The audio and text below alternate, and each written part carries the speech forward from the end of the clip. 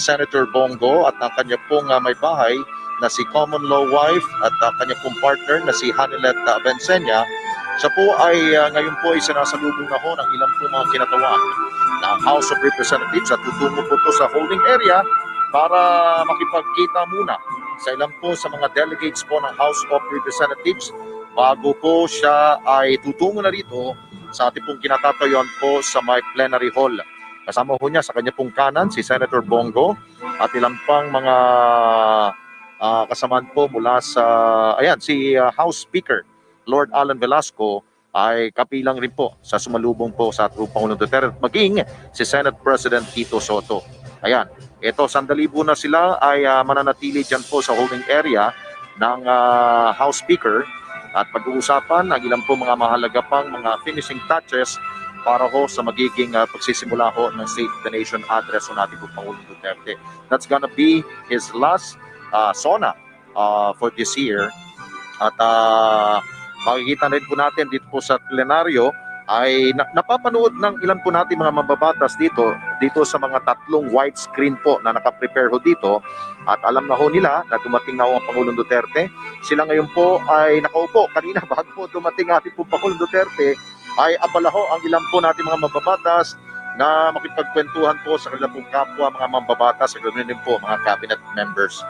Pero so far nakita ho natin na narito na ho, full force na rin po ang cabinet members po ng ating pong Pangulong Duterte. Nandito po sina Secretary, nakita ko sina Secretary Briones, nandun rin po si Secretary Harry Roque at ilang pang mga mahalaga pong mga kagawaran po ng ating pong bansa at ang kanilang pong mga kalihim ay narito po at inaantabayanan po ang magiging talumpati ang last SONA po ng ating pong Pangulong Duterte. By the way, sa pamilya ho, sa parte ho sa pamilya ho ng ating pong Pangulong Duterte, tanging si Congressman Pulong na Duterte ang mga kasama ho dito sa magiging huling SONA po. Dahil nga po si Davao City Mayor Sara Duterte ay minabuti po niyang sa Davao City na lamang po panuurin via virtual po ang kanya pong ang SONA po ng kanya pong ama. At at the same time, dahil nga po tinamaan nga po ng COVID-19 ang kanya pong bunsong anak na si Baste Duterte na siya pong Vice Mayor po ng Davao ay mananatili rin po siya dyan po sa kanila pong hometown sa Davao City. Si Hanilet Bensenya naman po ay mapapabilang rin po dito at siya po ay presently andito para mapakinggan ang harap-harapan ang magiging talumpati po ng Pangulong Duterte. Okay, unti-unti na ho at bukang ilan po mga mambabatas ay punong-puno na rin po dito. Nandito na rin po ang ilan, nakita rin po natin ang Apostolic at Papal Nuncio. Walang iba kundi si Charles John Brown na kabilang rin po dito sa magiging pong bisita sa huling SONA po ng Pangulong Duterte. Kita nyo sa wide shot po na nakita ninyo at time team pong nakikinig sa napakaganda pong awitin na pinapatugtog po ng ating pong Philharmonic. Ito pong music na kanila pong inahandog. At makikita natin na wala akong nakatayo. At patuloy po ang pag-iikot po nito pong mga taga Presidential Security Group at the same time mga kawaniho ng House of Representatives na pinalalahanan po lahat na kailangan sundin pa rin po ang mga health protocols para maiwasan po pagkalat ng COVID-19. Bagamat lahat naman po tayo dito sa loob ng plenary hall ay nakasuot po tayo ng face mask at patuloy pong nakakapag-maintain po ng kanilang pong social distancing. Anytime, ito nag-uusap ngayon sa inyo pong TV screen ng ating Pangulong Duterte, kasama ho ang mga delegates na siya pong sumalubong sa ating Pangulo. Nandiyan po si Senate President Tito Soto at si House Speaker Lord Alan Velasco at ilang pang mga miyembro ho ng welcoming committee ng dalawang kapulungan po ng Kongreso. Anytime ay tutungo na po dito ang Pangulong Duterte. We're just waiting for a go signal. Siguro may mga lamang, siguro kwentuhan muna sila dyan at matabayanan na ho natin. Isa po siguro sa ating pong mapapakinggan sa magiging talumpati po ng Pangulong Duterte ay importante ho to para sa ating po mga kababayan dahil tayo po ay nasa lanta po nito pong pandemya tulad po ng COVID-19. Ang inaasahan po natin marinig ho dito at inaasahan rin po ng mga mambabatas ay yung ano po ang magiging plano ho, especially po sa economic recovery program po natin. Ito po ang magiging isa sa kahilingan ng ating pong Pangulong Duterte para ho sa ating pong 20 ng Kongreso na ipasa na ang Bayanihan 3 para maagapan ang epekto ng pandemya dulot nito pong COVID-19 na alam mo natin na nag-iibang anyo talaga ho, lalo't ito nandito na ho ito pong Delta variant nito. So antabayanan na ho natin in a short while habang patuloy pa rin po ang kwentuhan dyan po sa holding area ng ating Pangulo. Para sa kalaman ng lahat, eksakto alas 3:40 po ng hapon ay lumapag po at dumating na po dito ang ating po Pangulo. Ang tabayanan po natin, magiging huling State of the Nation address po ng Pangulong Duterte in a short while. Magbabalik pa rin po ang inyo pong special coverage ng inyo pong PTV.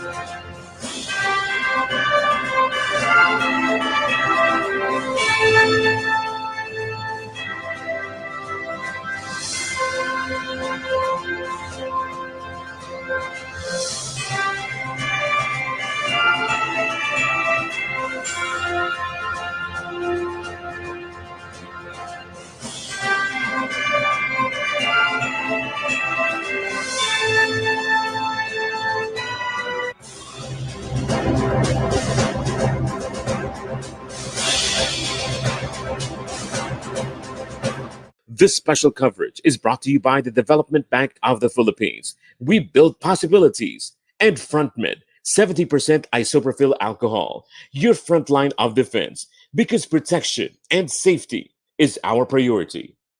Muna na po ako. Okay, ingat po. Bye. Araw-araw, tayo ay hinahamon na mabuhay ng tapat at may integridad. Miss, sobrang sukli. Dahil ang mapagkakatiwalaan sa maliit na bagay Miss, wallet niyo po. ay mapagkakatiwalaan din sa malaking bagay. Pero ang mandaraya sa maliit na bagay ay mandaraya rin sa malaking bagay.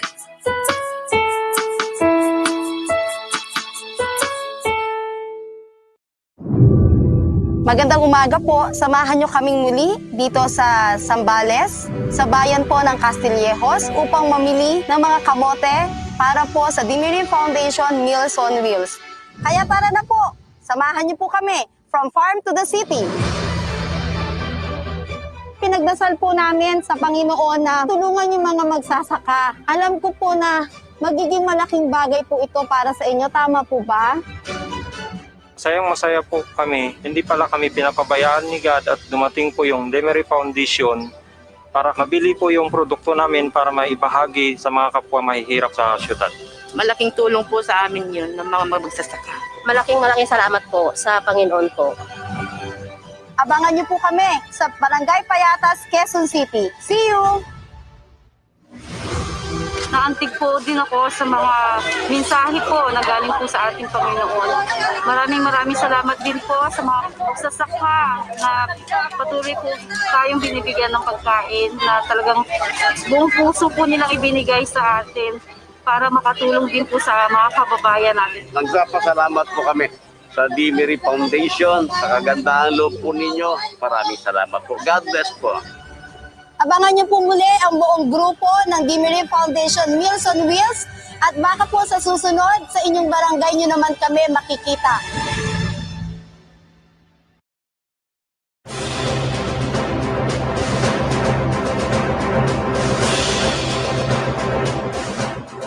Yusuf Rocky, bayan, nasa loob na po ng batasang pambansa ang Pangulo at nagkikipagpulong po siya as we speak sa mga leader ng Senado, si Senate President Soto at House Speaker Lord Alan Velasco. Nakahanda na rin makinig ang mga mambabatas, gabinete at ilang dignitaries sa ika-6 na SONA ng Pangulo. Yes, at kung yung mapapansin na Erwin, talagang umiral yung mahigpit na social distancing, yung yung ating minimum health standards. Right. Nakita mo na layo-layo rin talaga. Ang upuan, nakita ko rin yung ating mga cabinet secretaries na naandun na sa kanilang mga pwesto. Nakita ko si DepEd Secretary Leonor Briones, katabi rin, medyo malayo rin si Defense Secretary Delphine Lorenzana. So nandun sila para abangan na rin yung itong huli SONA ni Pangulong Duterte. Yun yung sinasabi ko kanina, Yusek Rock, yung tanong natin sa mga kasama natin sa Kongreso, lalo na kay Melales Moras sa Palasyo, na sino maging kasama. Ayun nga, may kasama pala si Senator Bongo doon sa entourage, yung sa chopper, at ang kanyang common law wife, si Hanilet, at yung anak niya yata, if I'm not mistaken, kasama rin yata. Or anyway, because this is the last SONA nga ng Pangulo, kaya I expected na kasama yung kanyang first family. Yes. Yang inyo po nakikita, yung maliit sa kanang bahagi ng screen, yan po yung sitwasyon ngayon sa Kongreso. Ayan na po, live po yan. Si Senator Tito Soto na sa kaliwang bahagi. Kung kayo po nakaharap sa TV, yung sa katabi niya ay si Lord Alan Velasco. Yes, naantabayanan, eksaktong alas 4 ng hapon ay papasok na sa loob ng session hall si Pangulong Duterte o doon sa rostrum na tinatawag natin. Napapanik na siya doon para simulan ang kanyang pag-uulat sa bayan. Kanina nung na-interview natin si House Majority Floor Leader Romualdez at sinabi niya na isa sa mga pangunahing tatalakayin sa pagbubukas ng session itong 2022 national budget. Ano raw, gaano kahaba raw ito? Kasi di ba, usually past SONAs, alam na natin na may mga advance info tayo, ilang minuto, ilang oras. Oo. Kasi fluid, katulad nga ng sinabi ni Melales Moras. Pero sa report ni Presidential Communications Secretary Martin Andanar, sa kanyang information, 59 minutes yung speech. So, ang sabi niya, hindi niya alam kung magkakaroon ng ad-lib. Ayun. Yung biglang maliligaw doon sa speech mismo. At syempre, doon pa rin sa SONA, alam natin na antabayan natin yung mga mahalagang key points na tatalakayin ni Pangulong Duterte, yung kanyang pag-uulat na sa bayan kung saan ito na nga yung pinakahuli niyang SONA na kaya talagang inaabangan ng taong bayan. At nakita rin natin na nandun na rin si Presidential Spokesperson Harry Roque. Oo. Pato sa may mga ilang mababatas, if I'm not mistaken, nandun yata si Senator Bato. Nakita rin natin. Oo, yun. Ito, si Senadora Amy ba yan? Yung nasa... itong nakaputi na may mga red flowers yata yung design sa kanyang damit. Anyway, yan po yung sitwasyon dyan sa plenary. Ika nga, so nantabayanan na lang natin. Siguro we'll turn over na Yusek Rock sa ating kasama dyan sa Kongreso. Oo, nakita mo rin Erwin, di ba? Hindi sila halos magkakatabi. Oo, tsaka mga mambabatas. Ayan, yung mga mambabatas. Ayan, yung mga congressman, mga congresswomen, yung hindi na magkasya doon sa baba, dito sa taas. Okay. At sabi nga sa report ni Sweden Velado, bukod doon sa negative RT-PCR result ay nag-antigen test pa rin pagdating doon sa batasan. So talagang for safety. napaka-higpit at talagang binigyan sila ng, nakita mo yung suot ni Sweden na parang wristband, na yun ang patunay na nakapasa ka at ligtas kang pumasok sa loob ng batasang. May nakita rin ako si Secretary Mark Villacarino, parang may ID nakagay, clear. So talagang ganun ka higpit yung kanilang protocol para sa huling State of the Nation address ni Pangulong Rodrigo Duterte. So sa ilang saglit ba yan, abay talagang tama si Yusek Rocky, alas 4 in punto. Usually ang SONA ng Pangulong Duterte, ng mga Pangulo na magsusona dyan, I think it is the tradition, kaya inaantay, may ilang minuto pa bago mag-alas 4, kaya nakaintabay na lahat. Maging si Senate President nandiyan na sa ibabaw at saka si House Speaker Lord Alan Velasco naroon na rin. So inaantabayan na lang po natin ang pagpasok ng Pangulong Duterte dyan. Kanina, bago tayo nag-break, kasama niya pa sina Senator Soto at Speaker Velasco. Yes. Doon sa parang isang kwarto. Pero ngayon sila ay nandyan na ngayon sa ikang plenaryo. Alright, magtungo na po tayo doon sa aming mga kasama sa Kongreso para magbigay pa sa atin ng update dyan. Kumustahin natin sino-sino yung Oo. mga... Pero may ibang gabinete rin na nandoon sa Malacanang naman para okay. Oo. panoorin ang State of the Nation address ni Pangulong Rodrigo Duterte. Nakikita natin si DOJ Secretary Leonardo Guevara, si Executive Secretary, kung di ako nagkakamali, Salvador Medaltea. Oo. At iba pang mga gabinete. Tama nga yung sinabi ni Melo Lesmoras, may mga ibang sasama kay Pangulo sa Kongreso pero meron din dyan sa Malacanang. Sa anong silid ito? Rocky, itong pwesto nila. Kung hindi ako nagkakamali, ito nasa ceremonial hall. Ceremonial hall. Mas maraming pwedeng umupo doon. Yes, mas malaki yon. Mas malaki yung lugar na yon para ma-monitor nila ang State of the Nation address. Ito yung lugar kung saan nanumpa si Pangulong Duterte bilang Pangulo ng Pilipinas. Yung lugar na yon, kung hindi ako nagkakamali. Okay. Yun yung lugar na yon. Alright, ipuntahan na ho natin ang aming mga kasama dyan sa Batasan.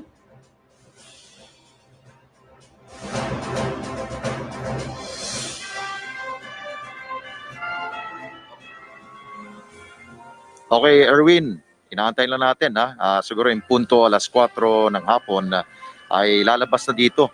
Hindi na susundin yata ang as per my information.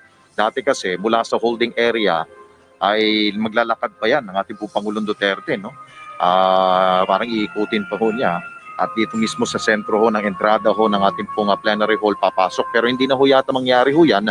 At ang plano ho yata kung saan po lumabas sina House Speaker Lord Alan Velasco at maging si Senate President Soto, doon na rin po lalabas ang ating pong Pangulong Duterte. Papasok ko dito sa plenary hall po. Parang iniiwasan nila na mas mahaba po lalakarin pa at baka makasaga po ho ng COVID-19. Mas maigi na po to na very safe at very short ang kanya pong hahakbangin lamang hanggang siya po'y makarating po dito sa mismong plenary hall at dito sa mismong tapat ng plenary hall. Anyway, ilang saglit lang lamang ay inaantabayan na natin at marami na ho dito sa ating mga mambabatas ang naka-ready na rin, nakaupo na rin. Yung first two rows, ito po yung ating po mga senador, no? Mula sa upper house. Kikita ninyo, ang pinakauna ho doon sa upper area na yan ay walang iba kundi si House Majority Leader Mig Zubiri. At the same katabi ho niya si Senator Bong Revilla Jr. at si Senator Tolentino, if I'm not mistaken. At ang ilang pong mga senador ay nasa likuran ko na si Senator Amy Marcos at ilan pa. At doon naman po sa panig ng mga mambabatas, nandun po sa kabila. Mostly, nandun po sa, if you're facing the flag, nasa kanang bahagi po ay mostly po mga House of Representative members po yan. At dito naman po sa likuran, ang mga cabinet members na nakantabay na rin po at mapapakinggan ang magiging State of the Nation last. Ito, nakikita ninyo sa inyong TV screen ay meron pong official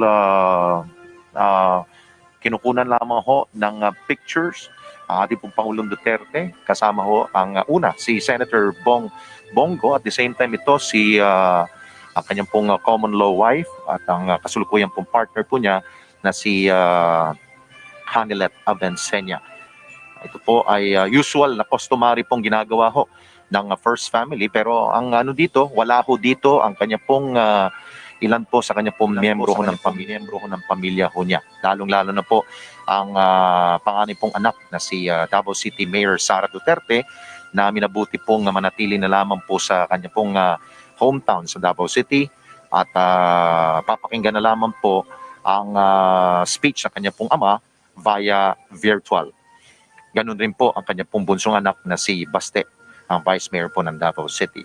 Siya tanging lamang po ang pangalawang anak po na si Congressman Pulong Duterte na siya rin pong kinatawan ng House of Representatives. Ito na, palabas na.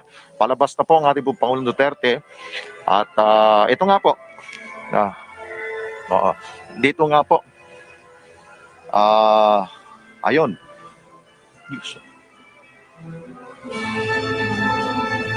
Okay, ito na po ay patuloy na po ay naglalakad na po ang ating pong Pangulong Duterte. Patungo po dito sa plenary hall. Ganun pa rin. Usual pa rin po ang ginawa pala. Doon pa rin po dadaan ang ating Pangulong Duterte. Dadaanan pa rin po niya at dito po papasok sa mismohong sentro pa rin po ng entrada ng plenary hall ng House of Representatives.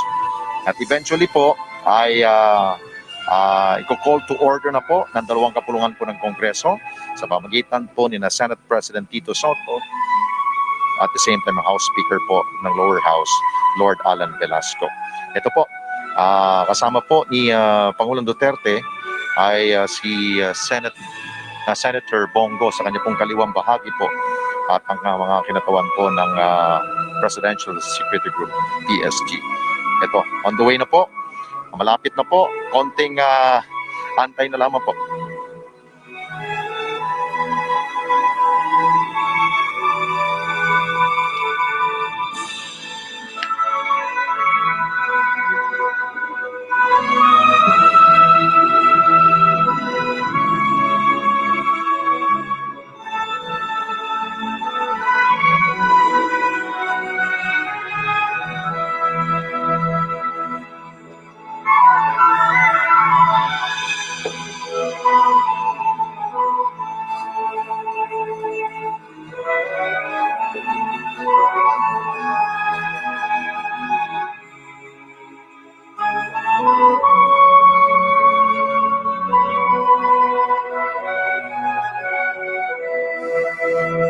Ang inyo pong nakikita ngayon ay tinitingnan po ng Pangulong Duterte yung pong mga larawan na nakahilera po dyan sa gallery area po bago ko pumasok po to ng plenary hall. Ayun. At unti-unti na po itong narating na po dito sa entrada. Ito.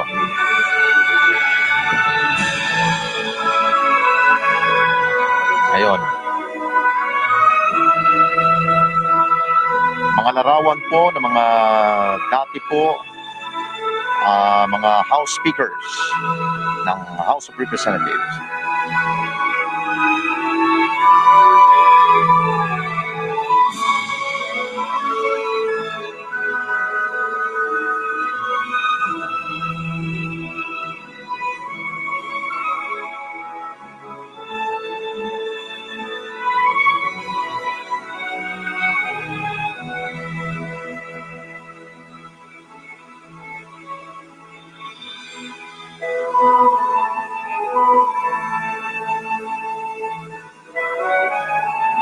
Ito na ho, nakatungtong na po siya sa mismong entrada ho ng plenary hall ng ating po. Republic of the Philippines, At Rodrigo atin po Roa salubungin ng ating po Pangulong Duterte.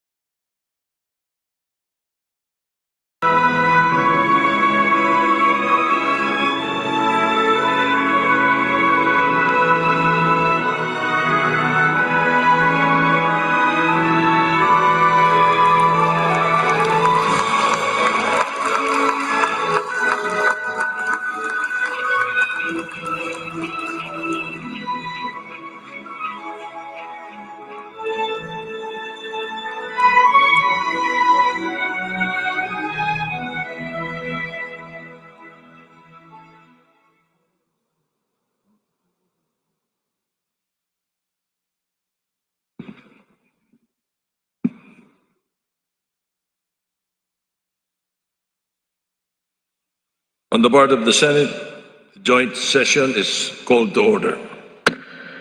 On the part of the House of Representatives, the joint session is hereby called to order. Please rise for the singing of the Philippine National Anthem, be led by Miss Morissette Amon and accompanied by the Philippine Philharmonic Orchestra.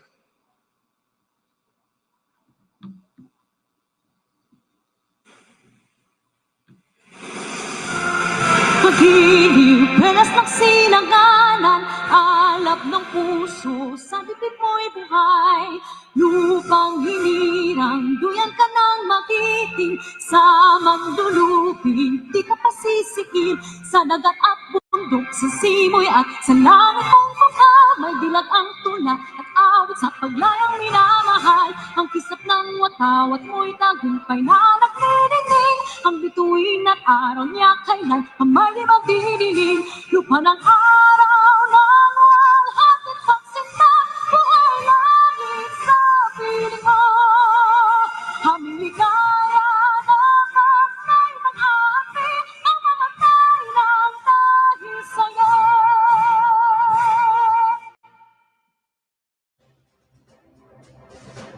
Please remain standing for the nation's prayer.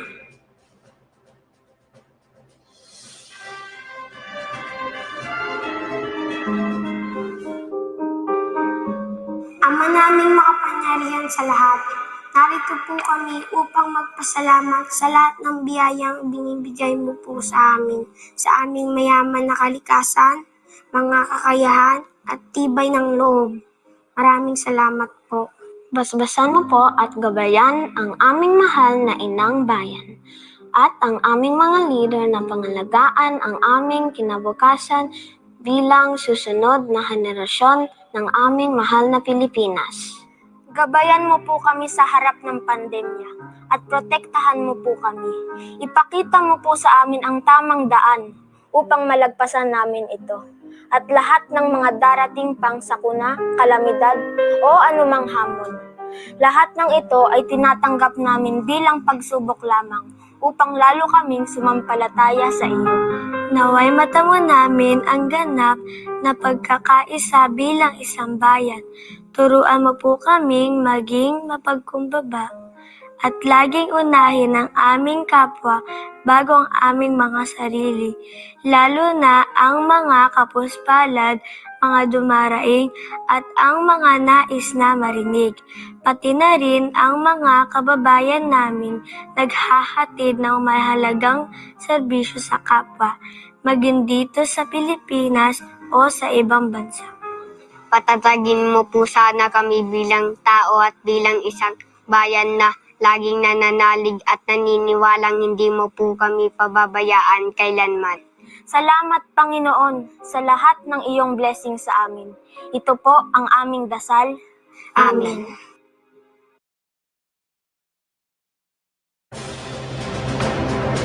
Ladies and gentlemen, honorable members of Congress, the President of the Republic of the Philippines, President Rodrigo Roa Duterte.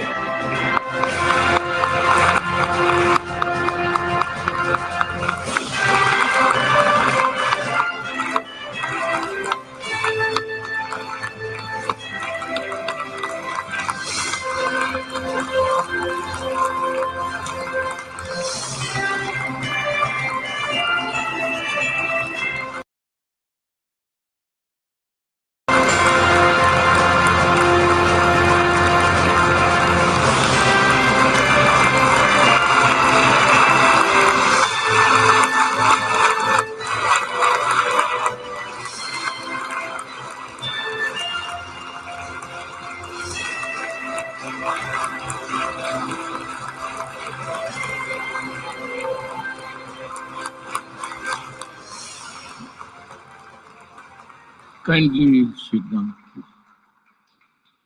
By far, this is the most beautiful SONA crowd that ever happened here. So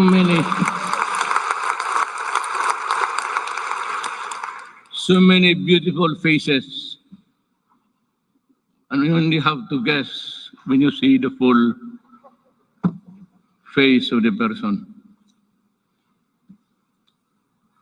Senate President Vicente Soto III and the honorable members of the Senate House Speaker Lord Alan J. Velasco, and the honorable members of the House of Representatives, Vice President Maria Leonor Robredo, former Presidents Fidel V. Ramos, Gloria Macapagal Arroyo, Joseph Ejercito Estrada, the Chief Justice Alexander Gismondo, and the Justices of the Supreme Court, Executive Secretary Salvador Medialdia, and the members of the Cabinet, Dean of the Diplomatic Corps, His Excellency Archbishop Charles John Brown, and the distinguished members of the Diplomatic Corps. My fellow government workers, and of course, to my lovely wife, Hanilet, mga mahal kong kababayan,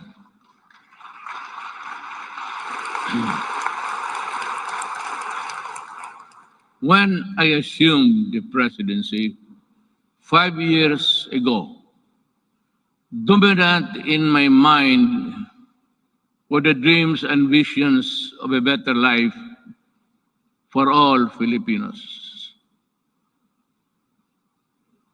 I saw them as reachable through the institution of reforms and radical changes in both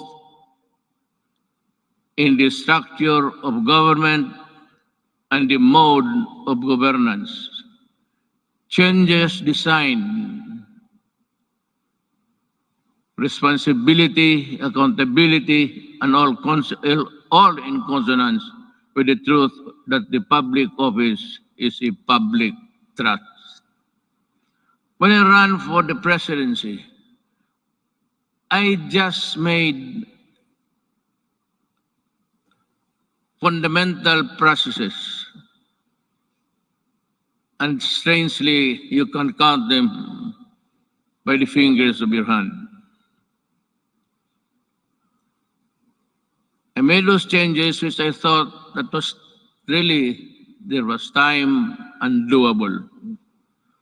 To offer free education, it's there already. The universal health care, nandiyan na po. The fight against illegal drugs, criminality, and corruption, and the development structure, including free irrigation and other big-ticket projects, which I thought I did not have the funds to do it. But perchance, among others, they were done in my term. Today, as I approach my term, my end of my term, I have less visions, but more remembrances. But mine is not to review or to second guess what might have been, but to bear and respond with the urgency of the unforeseen events as they unfold. Even before I took the oath of office, and everyone else, I suppose, knew the gravity of the enormity of the problems that the country was facing. And precisely because of that awareness, I was driven to hasten implementation of changes which I believe the country needed, keeping in mind that the Constitution afforded me only 6 years to make those changes. happen. Making a difference within the constitutional time frame is what I was up against. But no one gets by legally without warming to the needle's eye of the constitutional imperatives. That is why I cajoled, I shielded, I pushed, and I tangled with men of wealth and influence who were oblivious to the angst and pleas of the weak and impoverished. And for that, I was pilloried to no end. But I did not succumb to the attacks, and neither did I allow criticisms, however intense, dampen my determination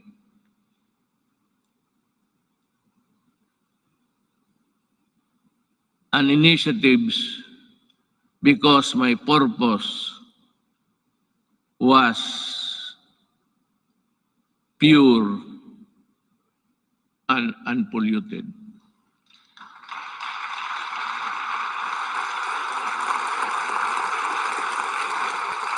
While we were busy instituting reforms, the twin augurs of illegal drugs and corruption laid low for a while, only to resurface as still with us. And make no mistake about it, corruption is but another term of stealing people's money, dashing in its wake a nation's goals and aspirations. Due to the brilliant programs and excellent work of our economic managers and the extraordinary cooperation between the executive and legislative branches of government, our economy, with investor confidence, was poised to leapfrog from the company into the company of the world's fastest growing economies until COVID-19 pandemic stalled everything. Be that as it may, allow me this opportunity to extend my personal and the nation's gratitude to all those who selflessly gave their all in the fight against COVID-19, our health workers and other frontliners who risk their own safety.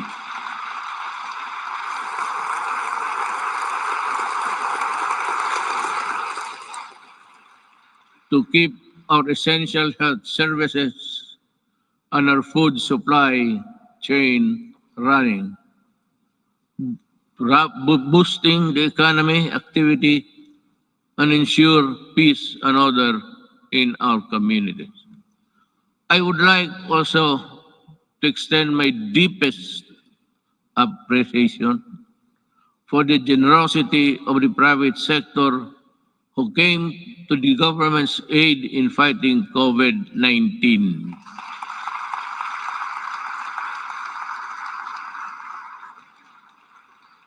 I am profoundly thankful for your sustained assistance to fellow Filipino.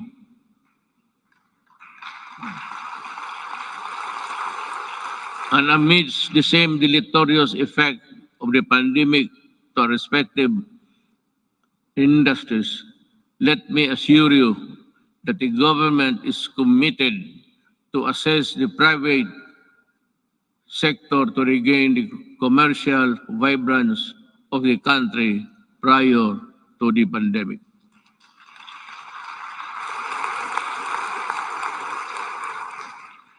To our local executives, this pandemic pushed you to step up and deliver responsive assistance. I'm glad to have seen you undertake new and heightened responsibility, working doubly hard to protect your constituents.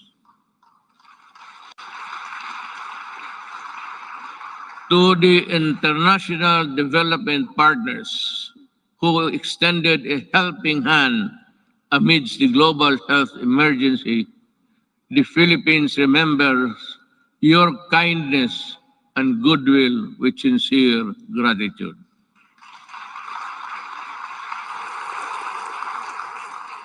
And to all of you who answered the call to protect one another by adhering to our nation's protocols, daghang salamat.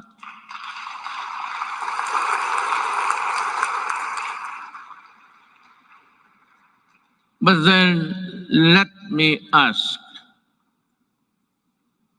perhaps you and to myself, what exactly is the state of the nation today? In the light of the pandemic which has paralyzed business activities and crippled even the strongest world's economies. So, where do we go from here? Looking back to our accomplishments. In my first SONA, I laid down with utmost commitment and resolve the overall direction of my presidency. A comfortable life for all Filipinos anchored on a people-centered approach to development and governance. If I remember correctly,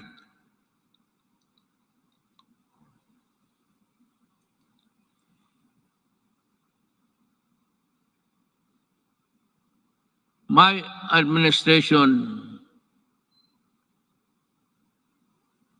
I said, will implement the human approach to development governance in our people's welfare in the areas of health, free education, adequate food and housing, environmental preservation, and respect for the culture. I bore no illusions that steering a nation towards a comfortable life for every Filipino would be easy. Indeed, the past 5 years have truly been challenging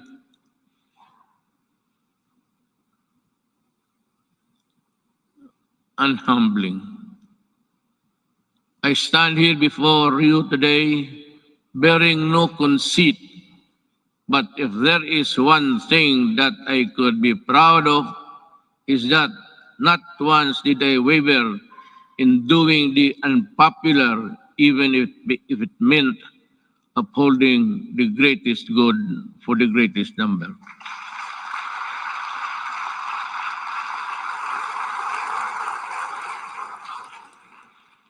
Before I took office, our country was beset with communist insurgency scattered across the nation. A separatist movement that sought to divide us on the basis of religion and religion's deficiencies, and the proliferation of illegal drugs and criminality. Our armed forces were ill-equipped to deal with internal and external threats, while the police force had been overwhelmed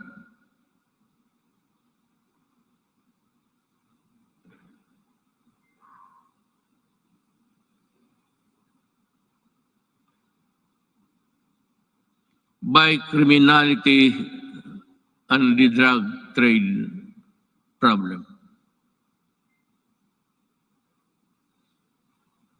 This is why I made it a priority to strengthen the institution, boost the morale of the men and women of the armed forces of the Philippines and the Philippine National Police and other armed services.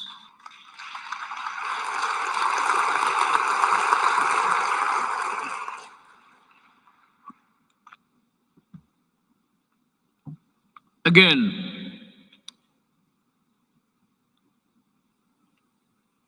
I thank Congress for working with the Executive Department in enhancing capabilities of the AFP and PNP through our modernization program. In 2018, we raised the salaries of our military and uniformed policemen and personnel to a level commensurate to the critical role they play in upholding national security and maintaining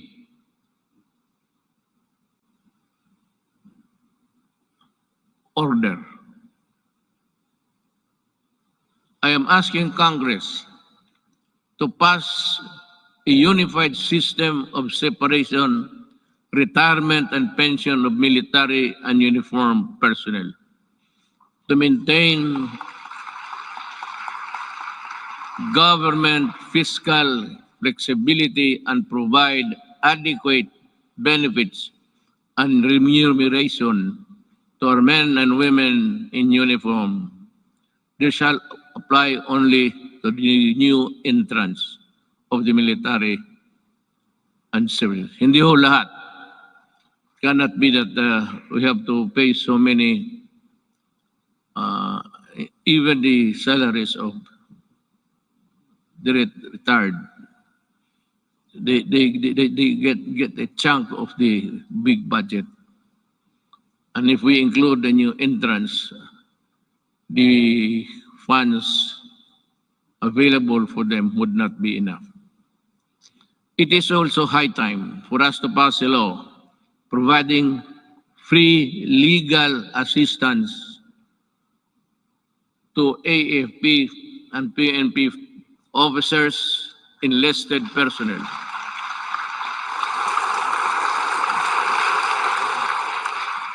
To help them from charges arising from incidents related to the performance of official duty.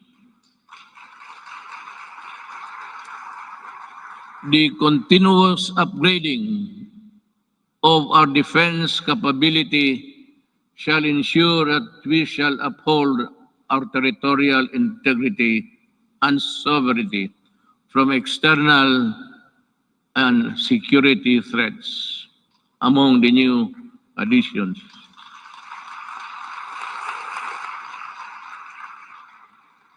We welcome the country's 2 missile-capable warships to enable us to protect our seas by providing them with necessary equipment, by enhancing their professional capabilities, and looking after the families of the soldiers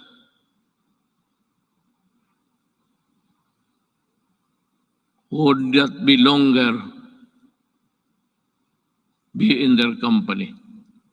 We do not only strengthen our military and police institution, we also inspire them to serve this nation with the highest degree of loyalty and patriotism.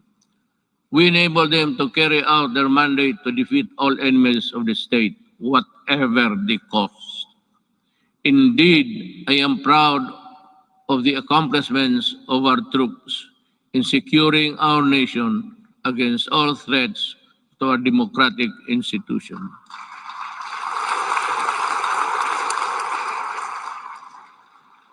But peace must be realized.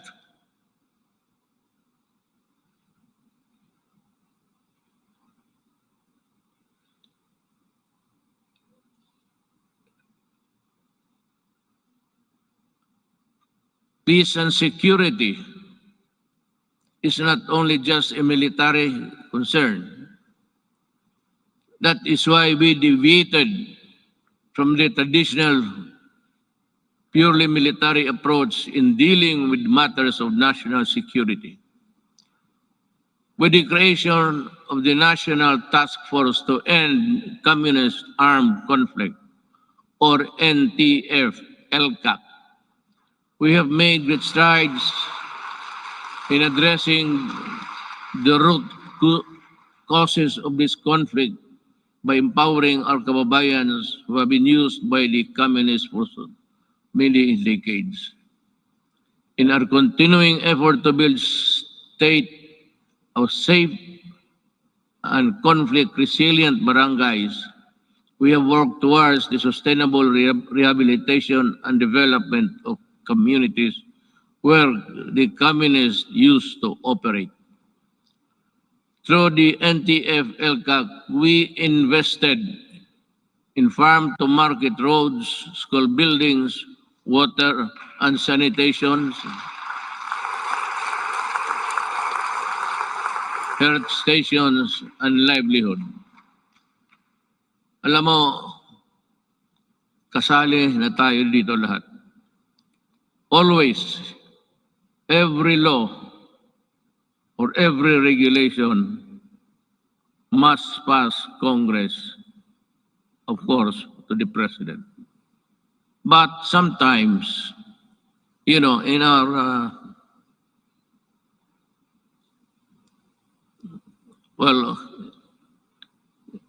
in the performance of our duties, we encounter the not so nice of confronting each other. But because of these interventions, more than 17 former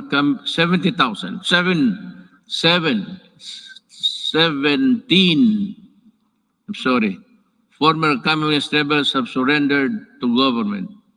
They have returned to the folds of the law and are happily reintegrating programs or the local eclipse.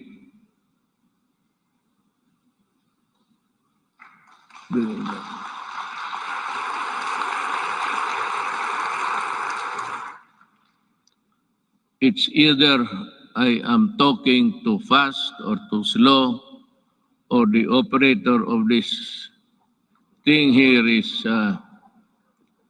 drowsy.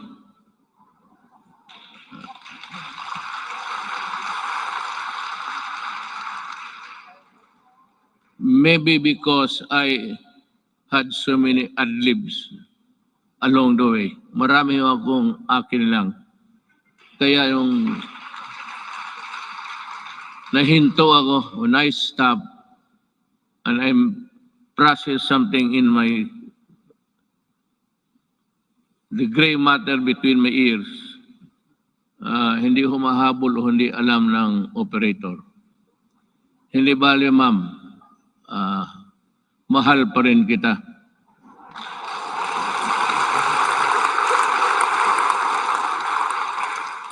Lalaki ba ito o yung mga babae?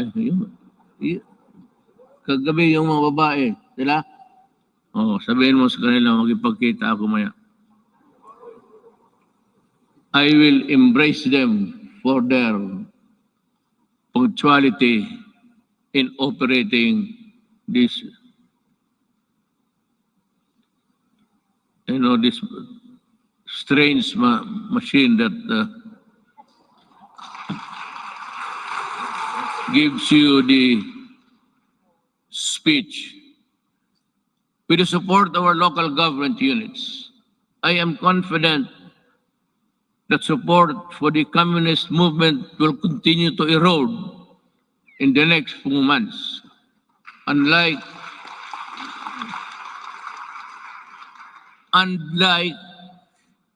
the decades-old Moro rebellion in Mindanao, we also bring an end to the armed struggle of the communists once and for all.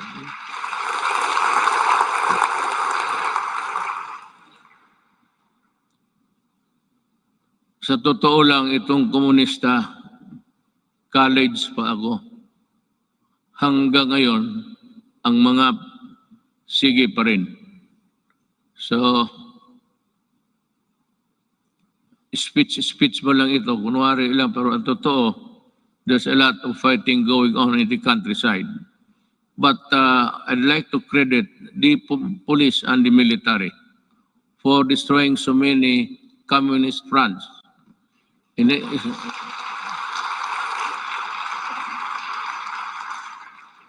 I think they have destroyed more than 15 apparatus or the fronts of the Communist Party of the Philippines. Alam mo, mag-istorya muna tayo sa taxation. I'd like to be frank with you. Everybody in this country are paying taxes to the communists. The Communist Party earns billions, but pass on a little to their fighting men who die for an ideology that is so rotten and corrupt. They themselves are pocketing the money, and their children are studying in Europe and in other places, which I think none of you here can finance such journey. Yan ang masakit dito. They collect taxes, support season in Netherlands, and they do nothing but bad-mouth government and mouth war dogmas and everything. Hindi na sila nagpagod. It's about 53 years in the making. And until today, the poor people are dying. The cadres, and most of them belonging to the indigenous tribes of our country, are fighting a losing battle between the communists and the government. They waste lives, they enlist children, and they are proud of it, but they deny it. But when you go to the mountains, such as I and Senator go many times, even during the elections, they were there with so many arms that I think somebody, an idiot here in the Philippines, supplied the firearms. I'd like to ask Congress, especially Senator Bato, kindly dig on, because we have identified the person who imported the AK-47 into this country on the pretext of using it in the security, providing security and guards in business establishments, and for those who can afford their home. This policeman, I think, is still there. He was a colonel, and she is still, walang nangyari. At maraming sundalong namatay dahil sa mga armas na pinasok nila dito sa Pilipinas. So that my orders to you, if you see them walking around, kindly shoot them dead. We would be happy.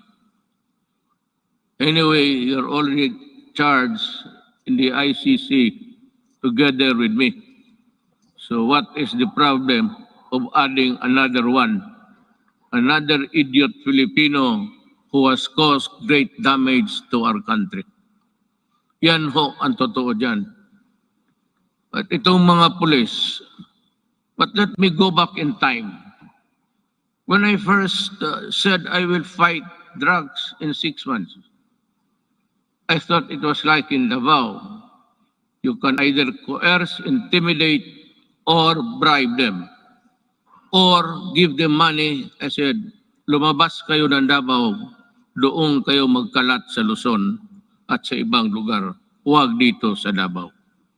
Naniniwala naman ang mga ulol at we were able to attain a sense of normalcy in the city.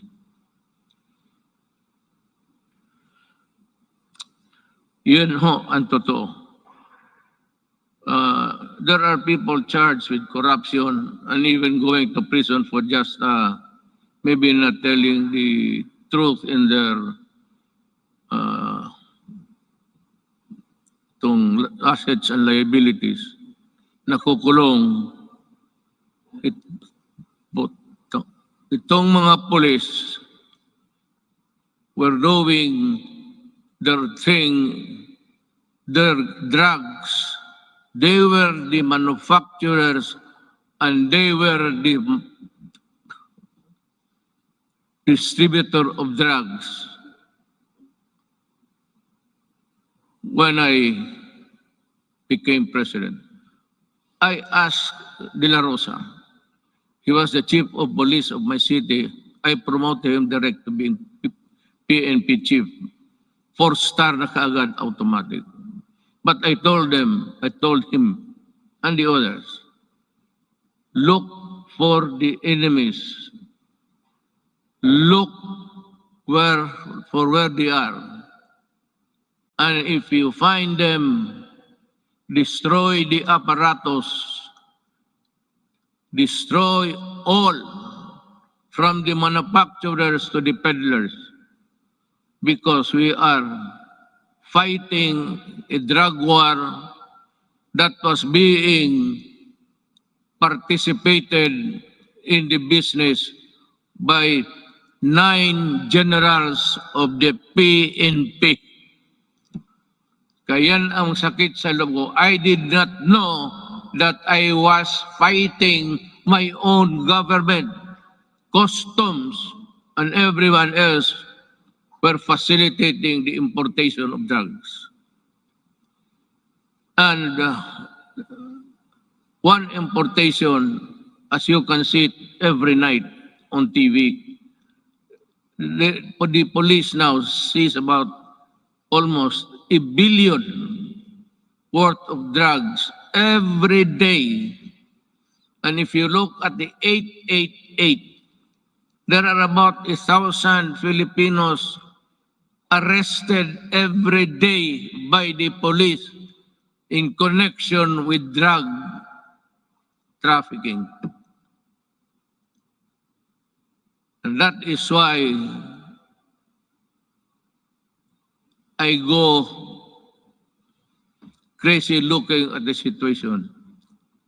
They are still around.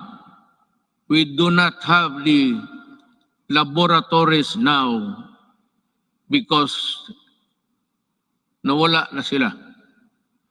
At itong naiwan ngayon are doing the importation. The citizens of another country cook their shabu in their in their tugboat or something, and they threw out the product contained in the plastic bags and with GPS attached to the contraband so that the importers could find them easily. That is how we are fighting, almost losing a battle against drugs. And now, the Sinaloa gangsters of Mexico and the triad of Laos in that area. They are busy cooking, and we have the Filipinos here with nothing in their mind except to destroy a nation, distributes them. That is what I said. I've been asked the question, and several times I gave the answer. I am a Filipino, and I love my country. I do not want my country in disarray because of drugs. I do not want families break up and become dysfunctional. Yun ang masakit sa akin. If you want to destroy a family, look for a way of the member or a resident of that family home. Biglang mga droga. Pag nandiyan na yung droga at they are hooked, and that is the end.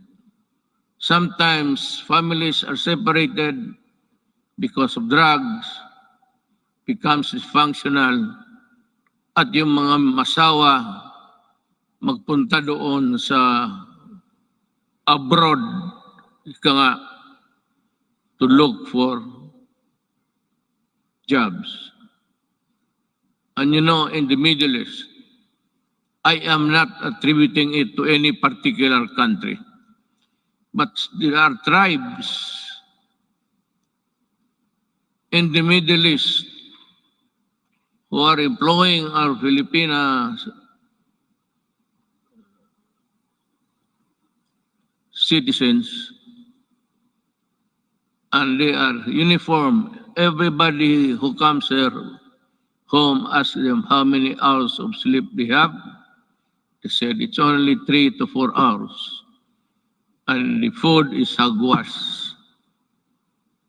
And the sacrifice, because they send money to the families back home, and thinking all the time that the money was spent usefully, only to realize when she comes home that that family has already dispersed to nowhere. Bakit yan? Because itong mga drogista sa baba, itong peddlers, itong basurero, tawag, it's street lingo. They look for families na may mga nanay, tatay nagtrabaho, ang tatay or nanay nagtatrabaho sa abroad. And to think na iniiwan nila ang mga anak nila kung saan-saan na lang, to their neighbors at the tender age of 3 to 4, 5, it breaks your heart. Iiwan lang nila sa kapitbahay kung walang mga relatives. And then, when they come back 5 years up, 4 years after, they now realize that their young sons and daughters have gone into prostitution because of drugs. And their boys or their male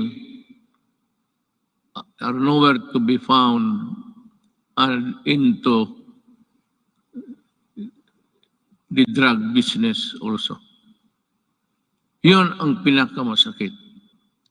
Masakit sa akin na ang Pilipina pumunta doon para magtrabaho because sexual abuse in some tribes in the Middle East have this notion that if you are a slave or you are a paid person working for them, sexual abuse becomes part of the territory. Kaya dyan ako pumuputok at nakakita ko yung mga pamilya na sira.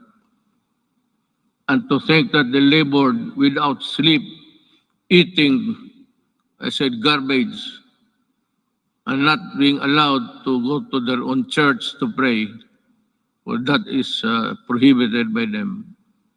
And we have been, just because of their money that they get, we just look the other way around, but still being, bothered every night, and what will happen to the next succeeding group of. That is why I have in this speech, I talk about slavery. Pero yan, magprangka ako, I will never deny, and the ICC can record it. Those who destroy my country, I will kill you. And those who destroy the young people of our country, I will kill you. Talagang nangyariin ito because I love my country. You can do it the legal way, but it would take you months and years. And you know what?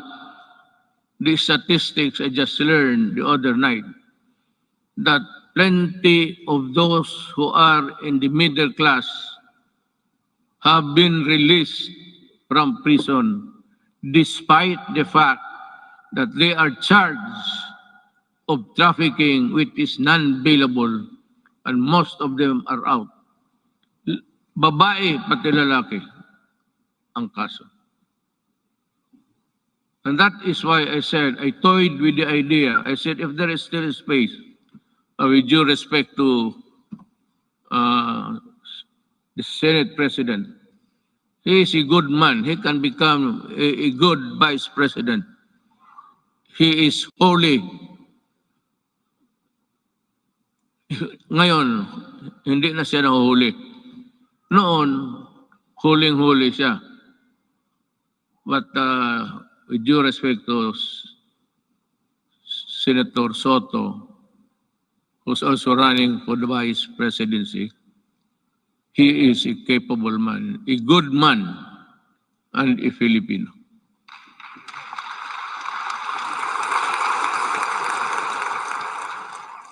Sige ako tingin sa harap na dito para sa likod ko.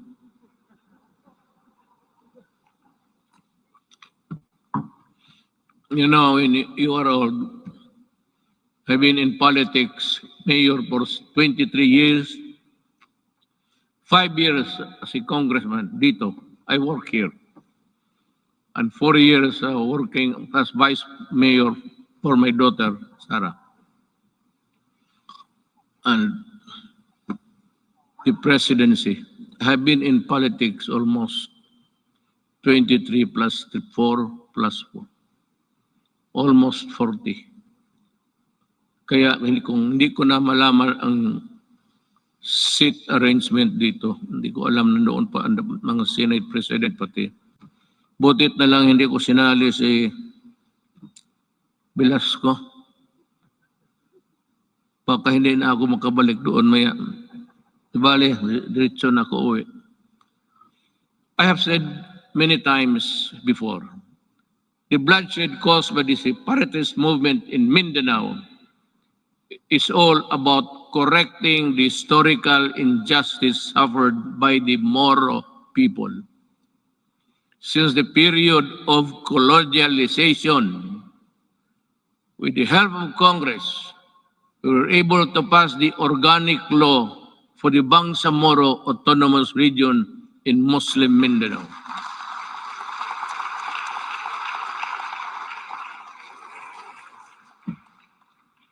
Finally fulfilling a promise that was decades in the making.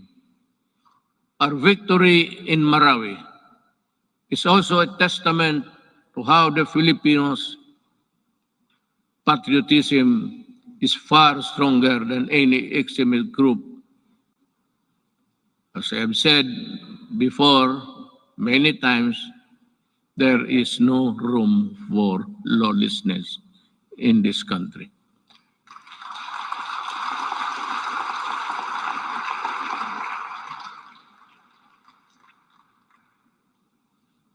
rebuilding a better Marawi remains today still not completed.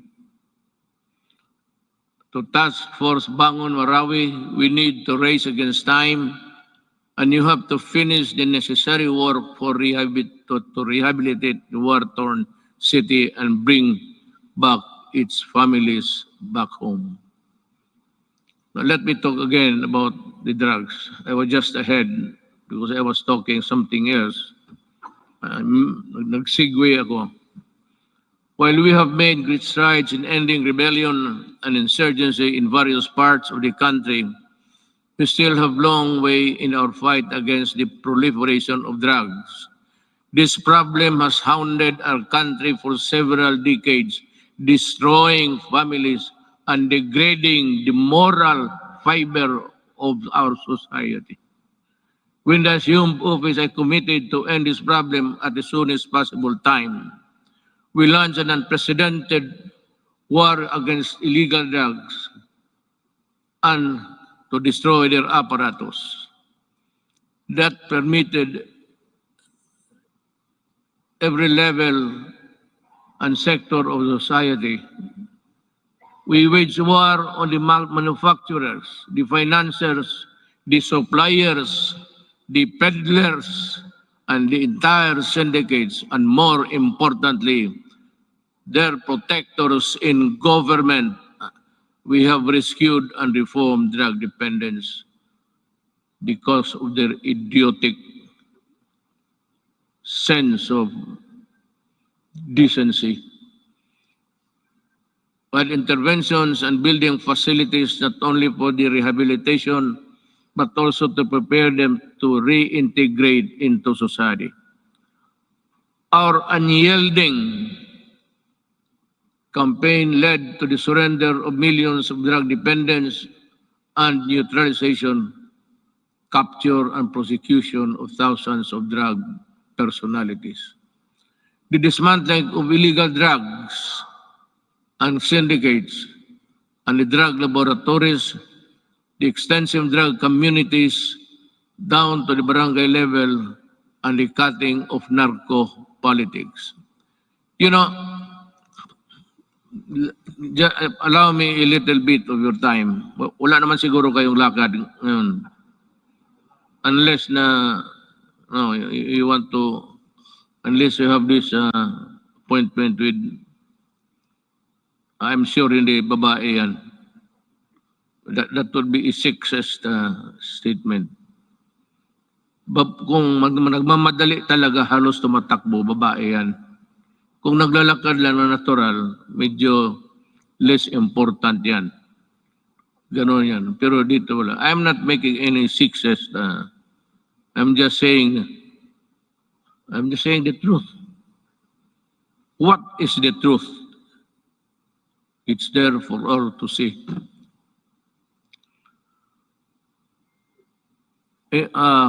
Let me talk about our quest for infrastructure development. 5 years ago, the first thing I made sure was to increase our infrastructure spending to an average of 5% of the country's GDP. This is significantly higher than infrastructure spending of each and past 4 administrations. Thanks to the comprehensive tax reform program that enabled us to fund critical infrastructure projects, today we can see the tangible results all around. MRT-3, with its frequent breakdowns and unloading of passengers mid-rail, was a horror. That was for the daily commuters to endure in the past. Now, MRT-3 no longer unloads passengers but to their destinations. The waiting time between trains had been significantly reduced to 10 trains running at only 30 kilometers per hour before Now MRT runs 23 trains at 60 kilometers per hour. We have taken away the misery of public commuting. We also pursue the completion of the LRT to East Extension Project by extending Line 2 and adding 2 more stations. We have reduced travel time between Manila and Antipolo from the usual 2 to 3 hours to only just 40 minutes. Thanks to our partnership with the private sector, we are able to open Stage 3 of the Metro Manila Skyway in January this year. This decongested EDSA and other major roads in Metro Manila. On Independence Day last month, we also inaugurated the Kalayaan Bridge, part of the BGC Ortigas Centerlink project, which will reduce the usual 1-hour travel time between the two business districts in just 12 minutes. Beyond Metro Manila, we are pursuing several high-impact projects that will be completed within my term and perhaps in the following years. It's a question of money. Just this July, we inspected the newly built passenger terminal building of the Clark International Airport. The new and modern passenger terminal is equipped with the latest state-of-art technology. This can accommodate 8 million passengers, alleviate air traffic congestion at the Naya Airport, as well as serve a major growth driver and gateway to northern and central Luzon.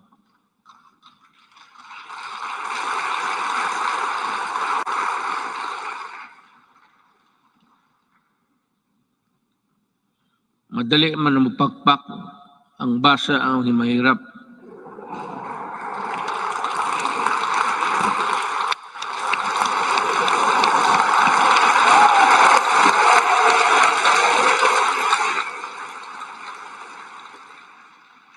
To help promote equitable development, we also completed several roads leading to important trade corridors.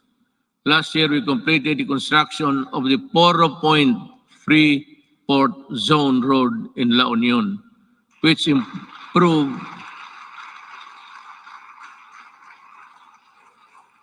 nakita na ninyo yan? Wala. Sige lang pakpak.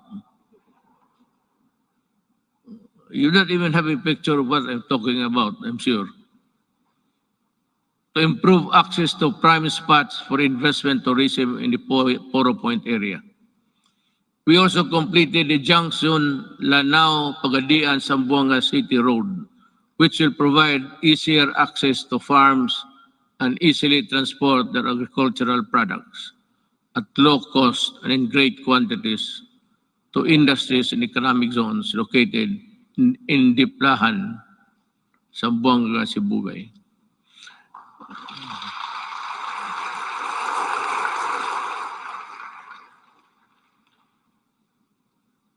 The Sorsogon City in Bicol, inuna namin yan kasi mahal ko ang mga Bicolano.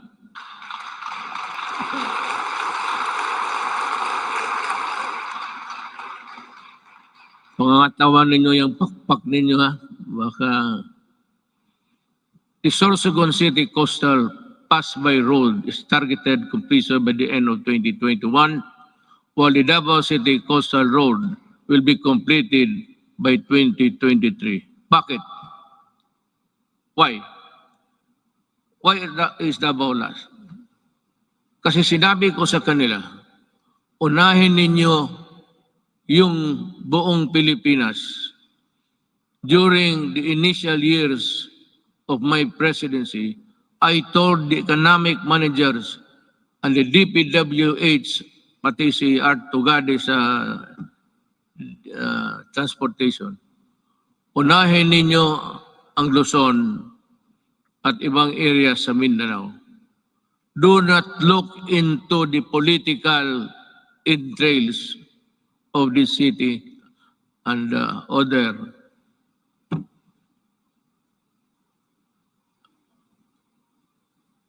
provinces. Sinadya ko talaga na ipanghuli ang Davao. Kaya for the Davao venues, you must understand that we cannot really unahin natin yung, kasi taga dyan ako eh.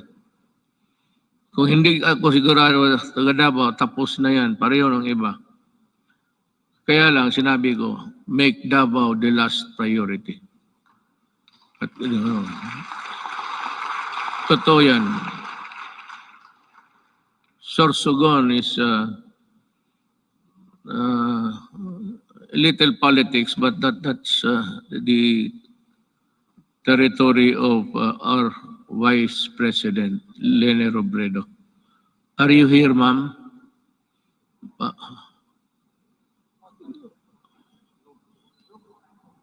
Zoom. Meron ho kayong Sorsogon at iba pa. We have inaugurated new highways and roads and skyways. We have brought both new trains, and these are a testament that we have greatly eased the grueling experience of traveling and commuting. And to sustain our momentum in infrastructure development, I have directed DPWH, DTR, NEDA, Department of Finance, and DBM to be on full speed to ensure that our flagship project will be completed within my term, especially those that could help disperse economic activity outside of the densely populated Metro Manila. I thus earnestly call upon our LGU and private sector partners to help us speed and go for the earliest realization towards our flagship project, infrastructure, and others. Let me dwell about governance. As we improve the connectivity, we work towards greater convenience for our travelers.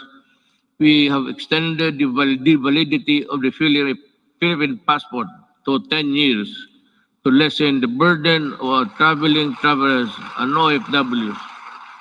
We have also gone beyond merely addressing the 3 million backlog of the driver's licenses in 2016.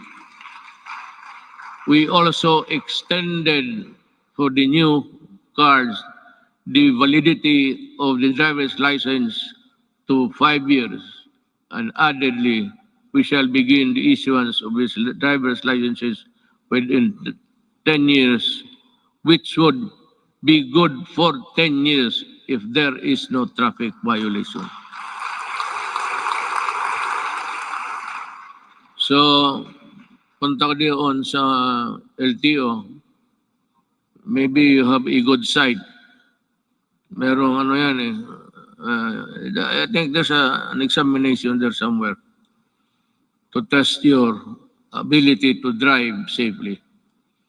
And you go back 10 years after, and you think that you still have the good side, and your reflexes are still good. 10 years, maraming banggaan yan. Sigurado ako. After 10 years, after 5, there should be a stricter measure to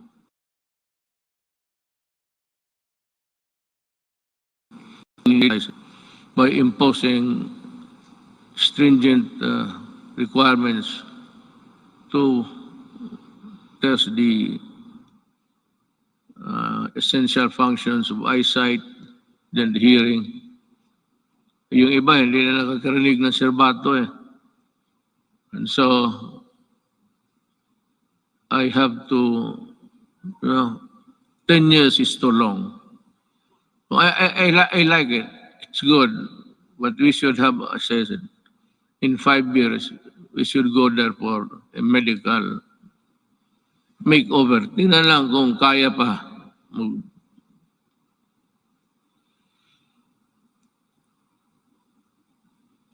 Not only did we extend the validity of the licenses and passports, we also sought to make long lines a thing of the past.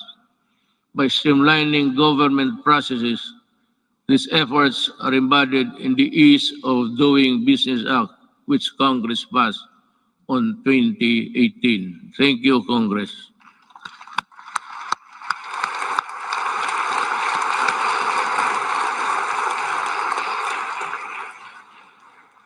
Sa inyo yun. Ako ang nagpirma pala. Ako nag-execute. Pakpak rin kayo.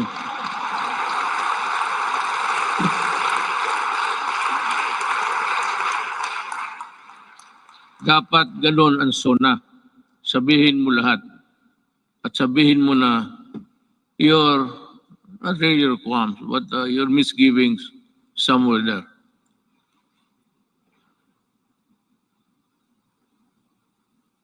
Transactions will be further streamlined with the rollout of the Philippine Identification System, or the PhilSy, to the Philippine Identification System Act. With this, we hope to facilitate the better access, better services and access for all Filipinos, even in the far-flung areas. I want to say something about this, but I'm taking too long, We also ensured the modification of the salary schedule for civilian government personnel through the salary standardization law 5. A necessary measure for our civil servants to recognize their work and accomplishment, as well as a gesture of gratitude and goodwill. We have this legacy, and we hope to pass on this establishment of central business portal, single site, and for all business-related transactions, such as securing business permits, licenses, and clearances, and launched earlier this year. It shall be elevated with a global standing in doing business arena and improve our country's competitiveness. Alam mo ito, yung queuing. When I was a mayor, I don't know, but maybe a legislator or a senator or a congressman, well, not really he's higher than the others.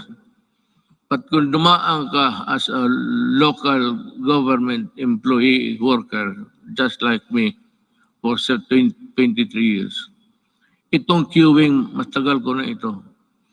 In Davao, ang passport issuances na doon sa likod ng SM, isang gabi, nagmotor ako, nakita ko yung mga paa sa simento. So I was thinking, anong nangyari dito? So nagbaba ako, sabi ko, bakit dito kayo natutulog? Sabi nila, Mayor, ang pagbukas niyan, kailangan nakapila na kami. Pag hindi, sunod, ibang araw na naman kami. So, I called for the chief of office. And I said, look, I may not be the person above you supervising, but make sure that this thing will not happen tomorrow. As in tomorrow. Tapos tinawagan ko ang itong Sabi ko, why don't you give cards? Kung marami sila paglinya, may maglakad na martial, o ito, ikaw bukas, at 4 p.m. So you have to study the time and motion of people doing work. Sabi ko, ayaw ko dito sa Davao. Because Davao, Mindanao, nasa Davao ang ang issuances ng passport. So ngayon, pagka-presidente ko, sabi ko, ayaw ko nang makita yan. Not during my time. Not during my time. Maghanap ka ng ibang panahon. Ayusin ninyo yan. I do not want people queuing under the heat of the sun and rain. Kaya, sabi ko, di magbigay kayo ng card. They should go to one window, magkuha kayo kung kailan sila makabalik. So divide, I should study your time. And the motion of, the process of, andito nangyari na because I insisted. Today there is no more queuing, especially in the National Office, Statistics Office. Nakita ko. Talagang, sabi ko na, either you fix the thing or I will resign tomorrow because I could not bear to see those people. Hindi sa panahon ko. Kung hindi ko madala, hindi ko man kayo mapatay. Hindi ko kayo mabugbog. Ako ang alis sa gobyerno. Sabi ko, ayusin ninyo yan. Hindi ko gustong makita yan. Since 2016, the Office of the President has issued 138 executive orders, 43 administrative orders, 86 memorandum circulars, 52 memorandum orders, and 1,038 proclamations. These issuances have been integral guideposts government administration and development agenda. The Office of the President has demonstrated careful stewardship of the power by initiating reforms. We upgraded and improved the system and processes to ensure that it can provide the best service to the institution of the presidency and the offices under it, ultimately to the Filipino people. To further promote transparency and accountability in government, we also issued the Order of the Freedom of Information and opens the records of transaction, decision, issuances of all government agencies. In relation to this, we have also Presidential Anti-Corrupt Commission that is tasked to run after corrupt and erring government officials and bring them to justice. Alam mo, I don't know if you perhaps have come to know about this. I have yung pastillas sa airport. There were 43 personnel involved. I fired them all. Talagang pinaalis ko sa gobyerno. Nagbalot mga ako ng pera sa pastillas. Sabi ko magbalot ka, lagyan mo ng pera. Kaya ito ang ipakain ko sa kanila. Tinawag ko, 43 of them from the immigration. Mabutit na lang nandyan si Justice Secretary Guevara. So that prevented me from doing it because kung hindi siya dumating, and I never expected him to be there, bigyan ko isa't isa yung papel at ipakain ko talaga yung pera sa kanila. Gusto mo ng pera, kainin mo. That is the best way of, then you fire them. Customs 73 plus 42, and every day you have we have dismissed about 200 government personnel. but some I did not allow the publication because may mga pamilya eh. So of late yung sabi nila na wag na lang kasi nasasaktan yung mga. So ngayon wala na. I have stopped it, but there is no saying that we cannot reimpose it again for all of these idiots. I still have about a year to go. I will reach you somehow. But corruption is endemic in government. You cannot stop corruption. Nobody can stop corruption unless you overturn government completely. If I were the next president, if you think there's really a need for you to change everybody in the system, then you declare martial law and fire everybody and allow the new generation to come in to work for government. Eh, kung hindi mo ganunin, walang mangyari. Nandyan, it's in the system. Kagaya ng drugs. Sino ba naman maniwala na 9 generals sa police were into trafficking of drugs? And because they are policemen, the charges simply just, disobeyed. Because the prosecution, the investigation, which form part of the vital documents in court, wala, nobody was investigating because they are also policemen.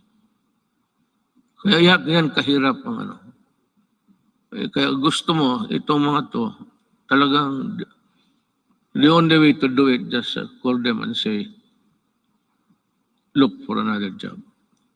Don't.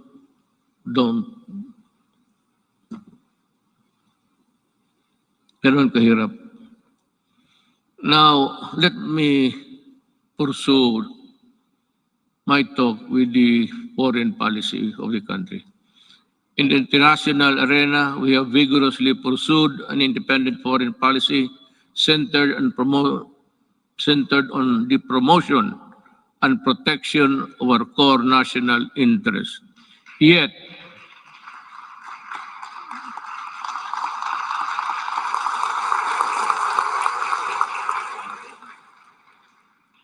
sigurado kayo sa pinakpakan ninyo?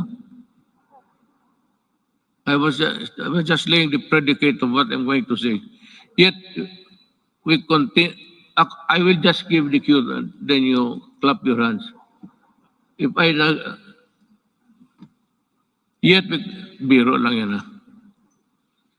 we continue to work with all nations and seek partnerships that work. Because despite differences, it is an independent world where interests and objectives intersect.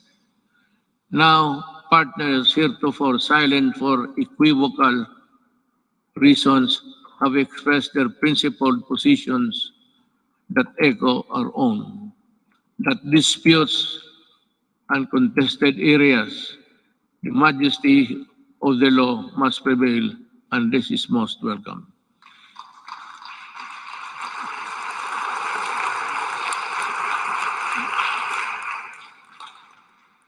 To our friends in ASEAN and around the world, thank you for supporting my government, my country and people, where it truly matters. I assure you that the Philippines will remain a responsible member of the international community.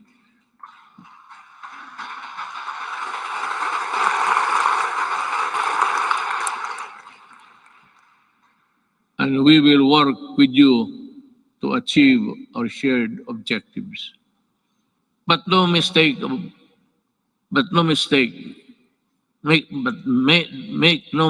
rather.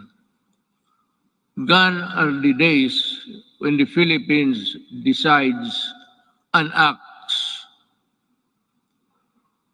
in the shadows of the great powers. We will assert what is rightfully ours and fight for what is rightfully due to the Filipino people.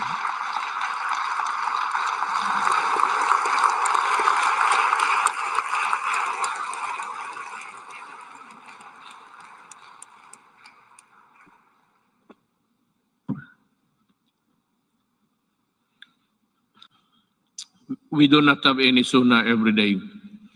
Now it's as good as any other time to just let it out from puso mo. This is why we sent back container vans of garbage because our country is not a dump site.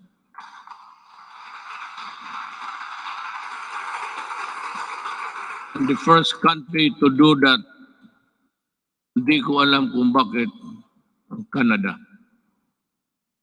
And the container was there for 3 years because hindi alam ng port authorities kung anong gawain nila sa garbage.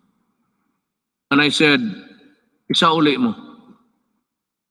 I want it done tomorrow. Those containers must be out of our country.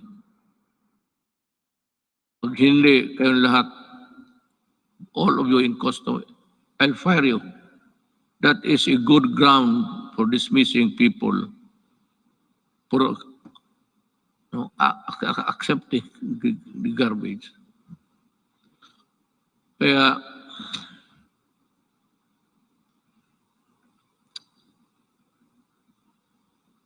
may isa pa. Pero let you in this story. The Balingiga bell. We welcome back the bells of Balingiga after many decades because a historic wrong needed to be corrected.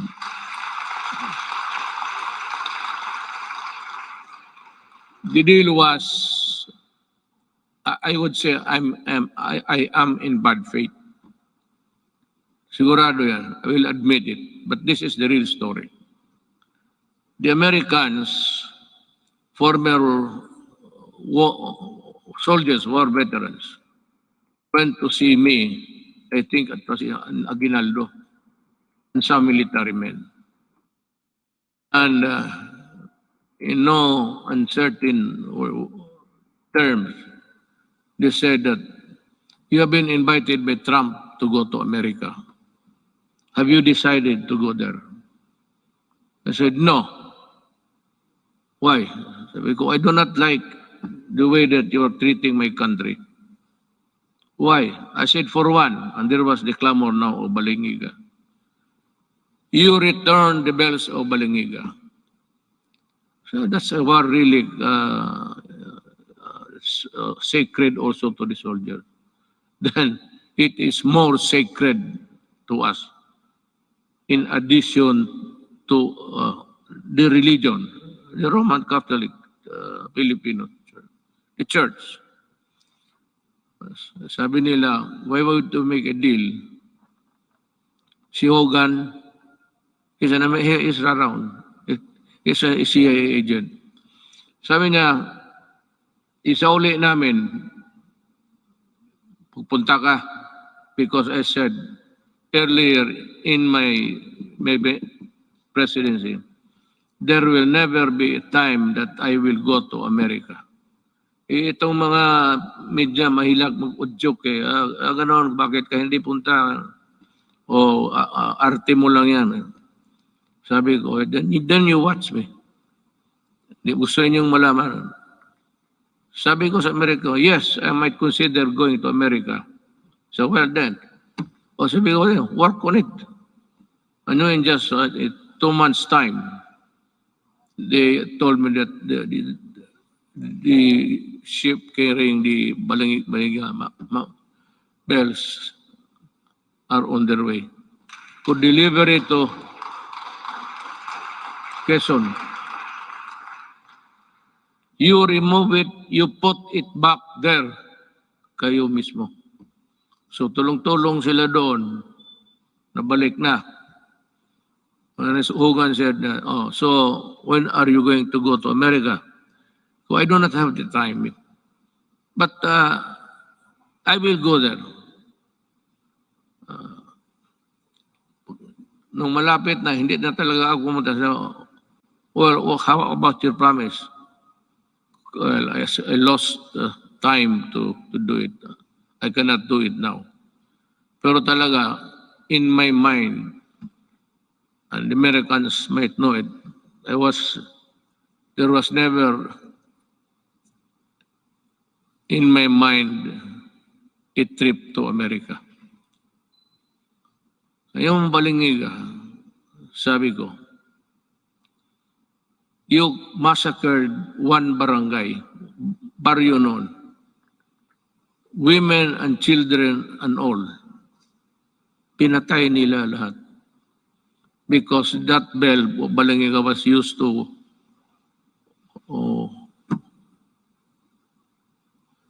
call the people for prayers, ganon.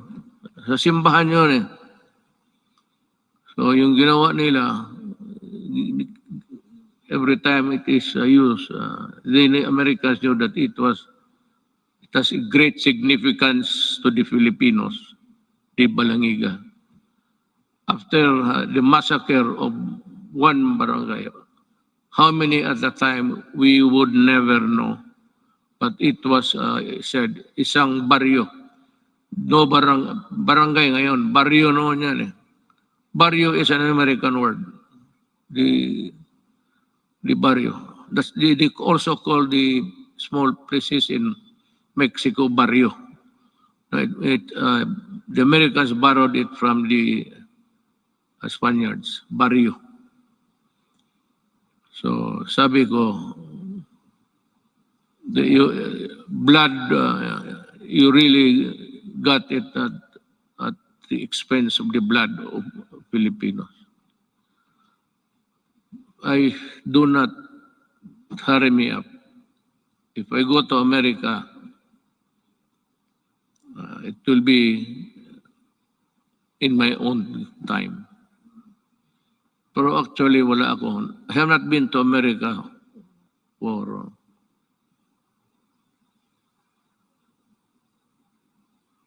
almost 10 years, 22 years. I have not visited America, and I do not have any intention of visiting it anymore. We called on the world to dismantle the heinous kafala system. Ito ring isa. Because the Filipino is no slave unto anyone, anywhere. And there is no room for modern day slavery. We helped start a new global civil rights movement for the migrant worker.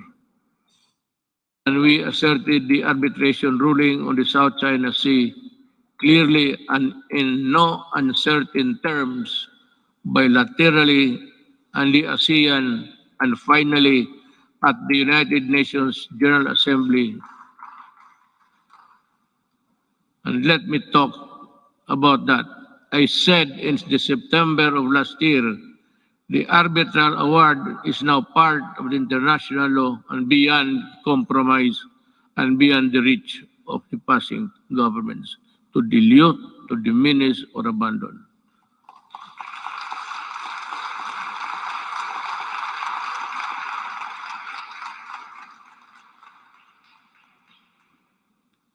That is the problem.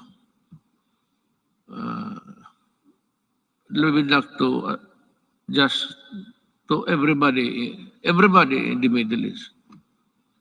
I would like to tell them that not only Filipinos, but all human beings, the kafala has no place there because it's a setup for slavery. Either you correct it or we will ask our workers, Filipino workers, to go home. Sabi ko, bahala na. Kung mahirap lang kami dito, okay lang. We will try our very best to make up for what they have lost, what they will lose in the process. But we will never allow them to be slaves. But we need to do more with our partners. We continue scaling our maritime domain awareness, defense capabilities. Yet, we will not close our doors on diplomacy and the tongue, because that is how disputes are settled and never by force. Let me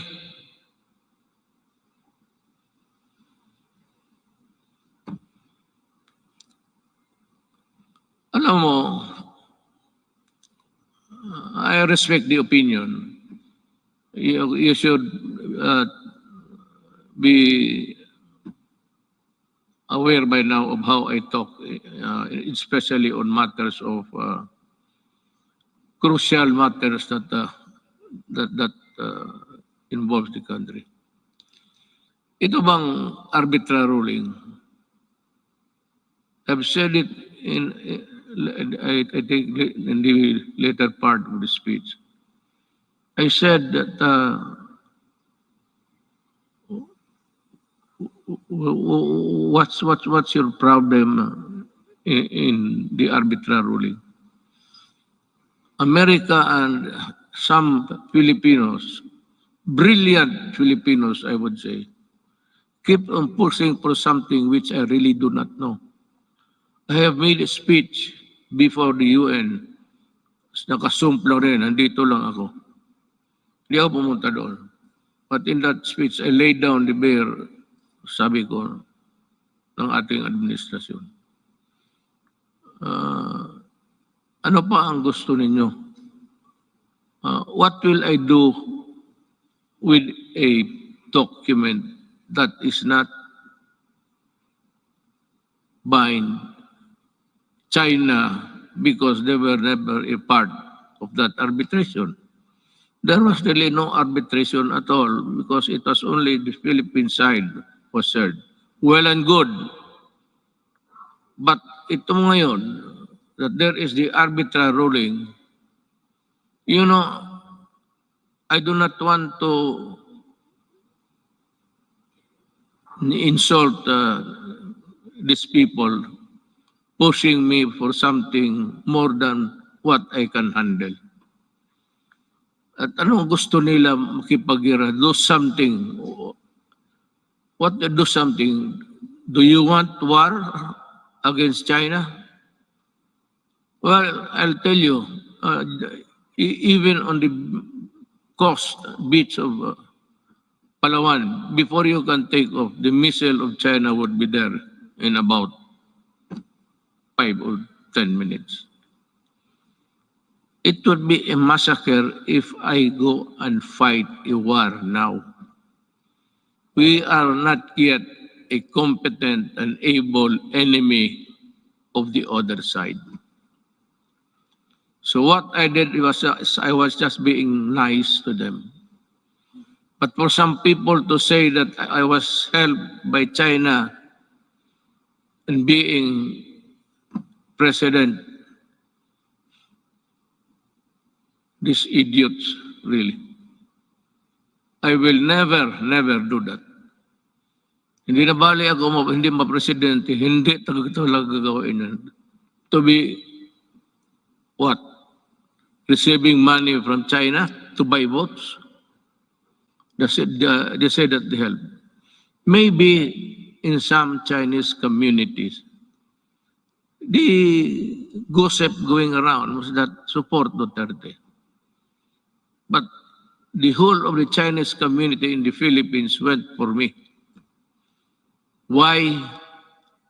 Kasi sa Davao nung mayor ako, ni minsan hindi ako tumatanggap baski Christmas gift. Dito marami dito sa Maynila, presidente ako ngayon. Marami nagpadala ng baril, kung ano dyan, gobs. Sabi ko, isauli mo yan. Yung mga relo, itong aking relo, it's IWC. This is only 300,000. But the patik that has come with me, sinauli ko talaga, return it. O pag hindi, itapon mo sa Pasig sa harapan nila. Hindi ako tinulungan ng China. Nag-usap kami ng China civilly. but after election. And after election, I was a good friend of presidency until now. When the pandemic struck, the first country I called for help was China. Presidency, sabi ko, President, we have no vaccination program here because we do not have the vaccines. We have not been able to invent one. We might have a hard time. Said, no, it's okay, we'll send you. And he sent us, I donated about 1,500,000 of vaccines. Ganon, kaya sabi ko, ako, lalo na kami mga Bisaya, mabigat sa amin yan, for us Bisayans, yung utang na loob, mabigat talaga yan. Hindi mo mabayaran ng ano, pero pag may utang na loob ako sa iyo, you can be sure that I will be your friend, a true friend, and die for you. Pero ito, China mag-die, bakit ako mapakamatay dyan ng sundalo ko, ubusin ko? How can we fight China?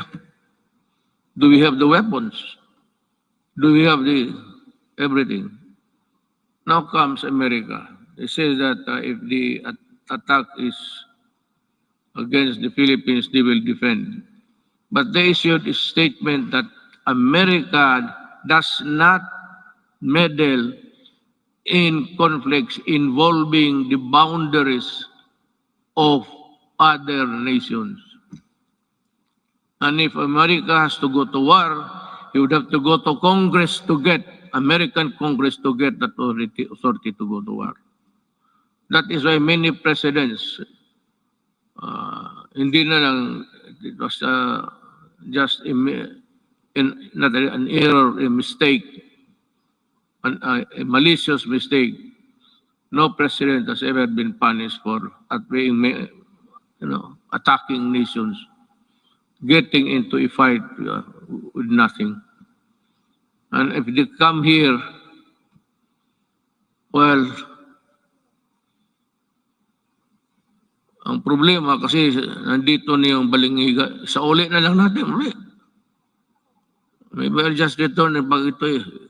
It's no big deal to us. Ring it until you die. Fulfilling my promise to our coconut farmers and the Filipino people, my administration has worked with Congress to pass the Coconut Farmers and Industry Trust Fund Act.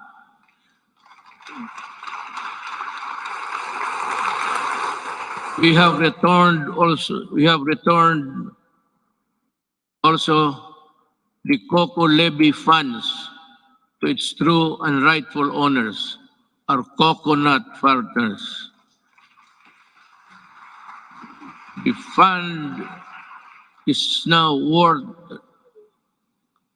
estimated to be 75 billion, which will be utilized according to the plans and programs in the Coconut Farmers and Industry Development Plan for the direct benefit of the Philippine coconut farmers and the development of the coconut industry. In our effort to ensure that food is within reach to every Filipino family, we work for the passage of the rice tariffication law in 2019, despite pushbacks.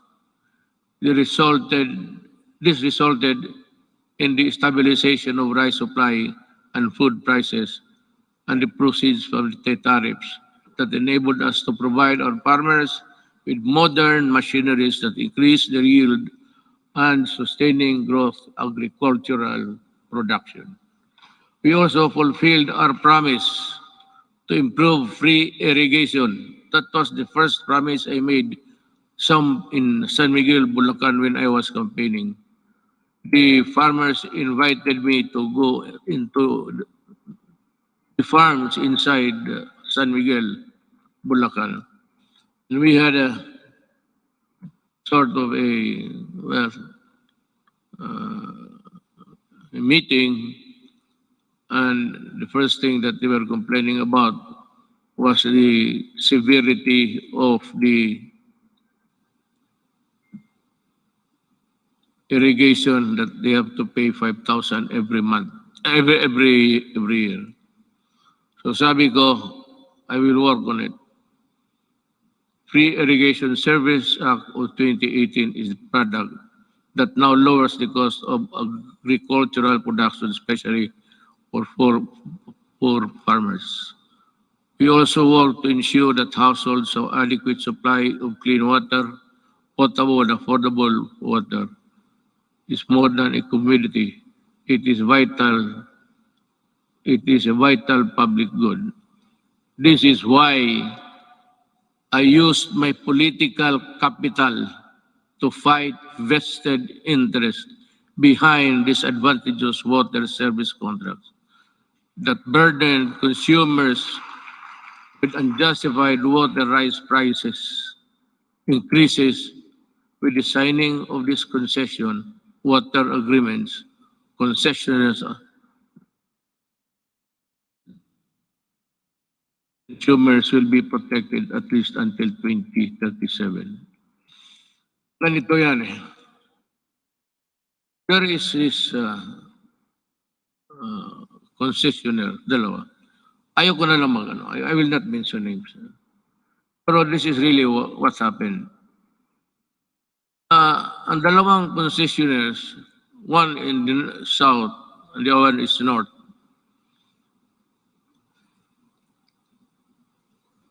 As the rich cartel dito sa Southeast Asia, ang kinakapture nila ang electricity pati tubig.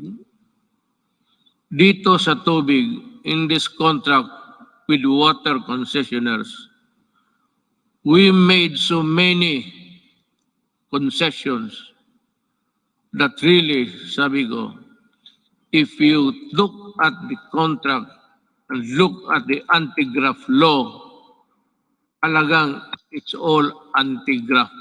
All of the sentences, even the period and question mark there.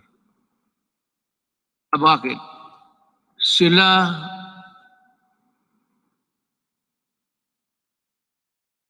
walang problema sa tax because the people, consumers, will pay the taxes for them.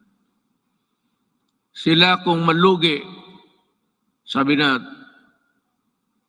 hindi nila kasalanan, and we can think of it through not of their own fault, sabi doon, bayaran natin sila malugi.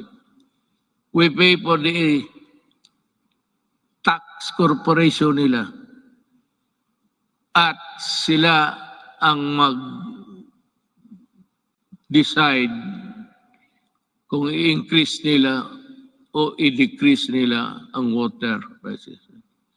The regulators, itong mga regulators sa Pilipinas, walang magawa and they acceded to the contract. It was really, I do not know how to put it. Kaya ako pardon, di ba nagmura ako? Sabi ko, biro mo kung malugi sila, babayaran pa natin. Tayo ang corporate tax nila. Tayo ang magbayad. And it's a cartel that service concessionaires are part of the cartel of Malaysia and Indonesia and they form part of that mother corporation. Itong mga sa Pilipinas, pati Malaysia, Indonesia, they are just kumbaga sa storya, chapter lang yan sila. So we controlled up by the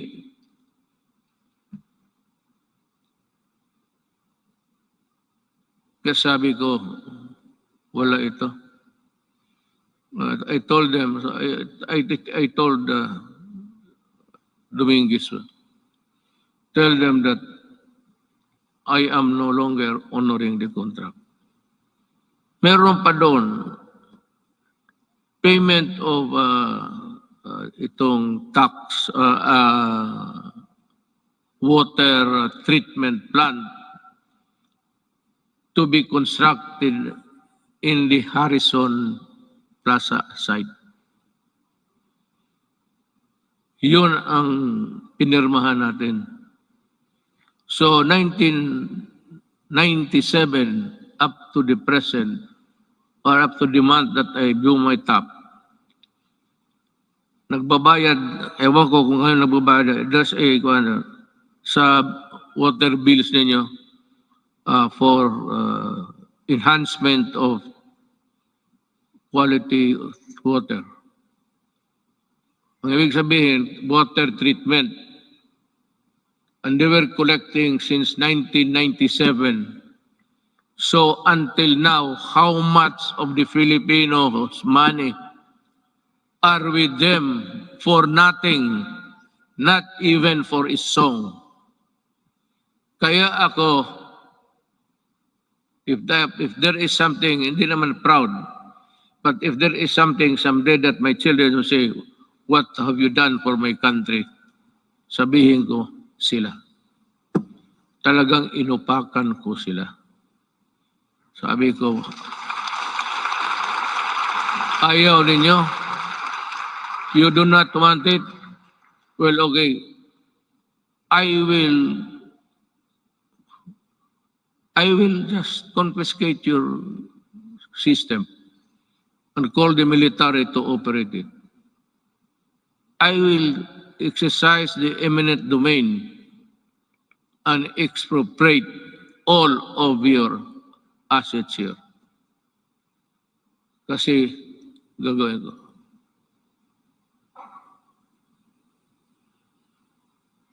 Yun ang nangyari sa...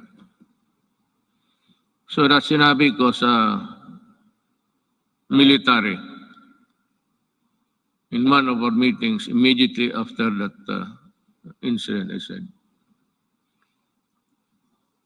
if I do not make it to the finish line, kindly, look kindly at the Filipino at tanungin ninyo kung ano na ang nangyari sa kanila. Yang tubig na yan. Now there is a new contract.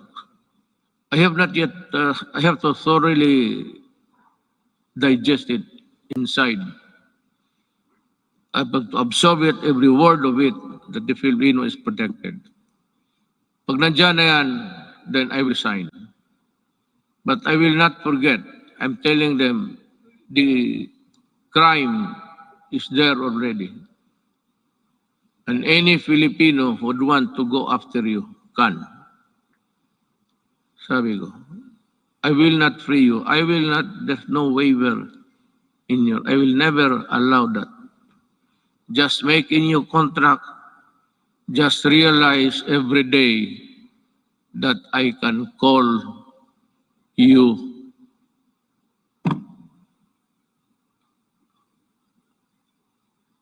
itong frequency ng ABS-CBN. Yan ang pinaka-ideal kasi you know frequency is everywhere. But there is a spot kung sa Gulf is a soft spot na maganda yung wala akong problema sa ABS-CBN. They got my money. I'm not for that. They wanted to return it when the case blew up. But they printed all the garbage, including my daughter as a drug trafficker. Nilamon ko na lang lahat yun. Because I never wanted to appear vindictive. But itong they are cheating government by the billions in taxes. And they still want that frequency because yan ang pinapag-awayan. No. I will give it to a Filipino na gustong magawa ng tamang unpay. Because isa ABS-CBN, even their equipments were imported tax-free. Kaya talaga ako hindi magpapayag. They still owe government billions.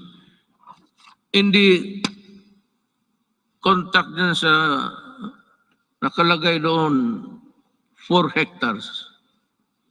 So ang binabayaran nila 4 hectares sa property tax.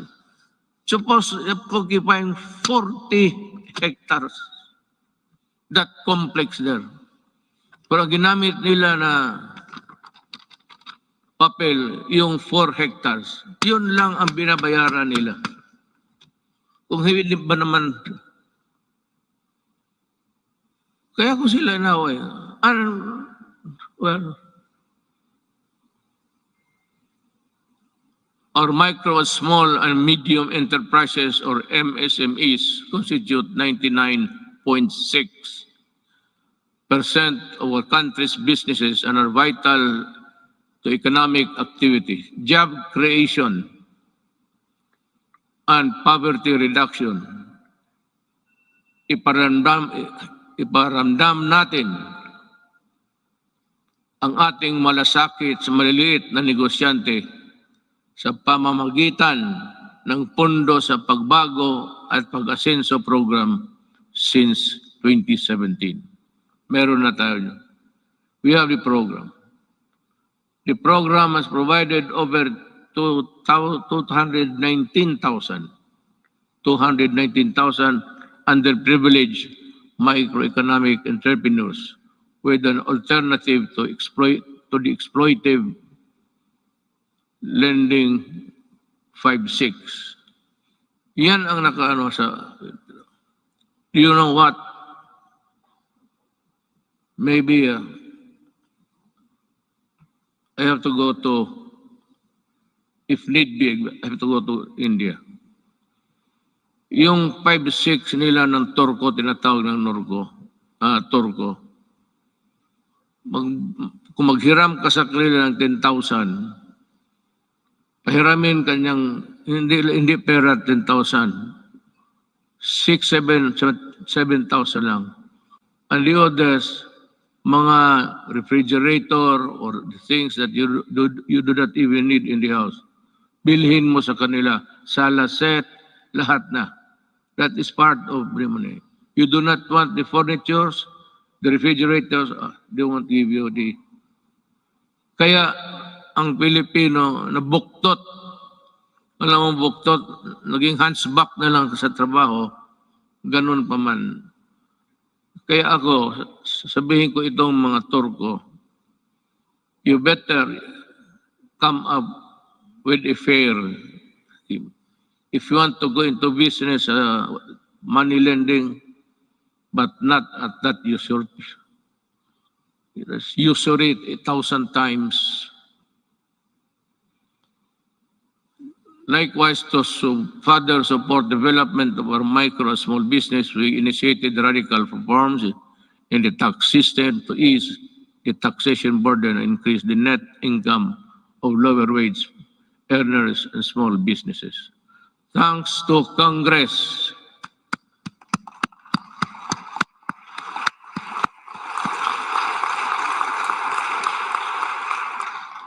Yan, hindi pa ninyo alam ha. Sabi ko lang, thanks to Congress and our revenue-generating agencies, our tax reform sustained our economic growth from the third quarter of 2016 to the fourth quarter of 2019, which made the Philippines one of the fastest-growing economies in Asia until the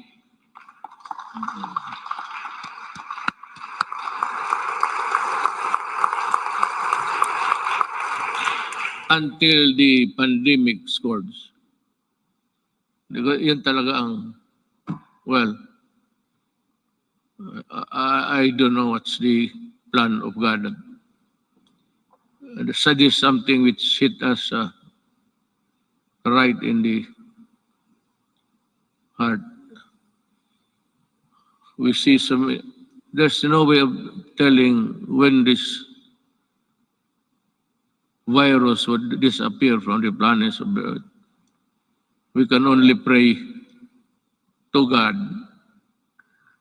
to look into our direction and decide on what will happen to this planet he created. However, tax laws are not always perfect, and that is why every now and then they have to be revisited to see if they are at pace with the changing times. Let us therefore continue to monitor the relevance and the impact of our tax laws on individuals and private institutions to prevent serious damage on their financial health. Going now to the social and health issues. To burden of people from the hefty cost of tertiary education, my administration worked with Congress to pass a landmark legislation that had remained unpassed for so many years. The Universal Access or Tertiary Education Act in 2017, which provides free education to college students and state universities. Thank you, Congress.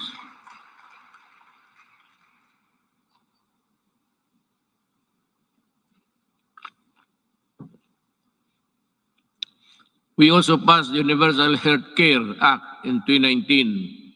And to supplement this, I also signed into law the Malasakit Centers Act in 2019.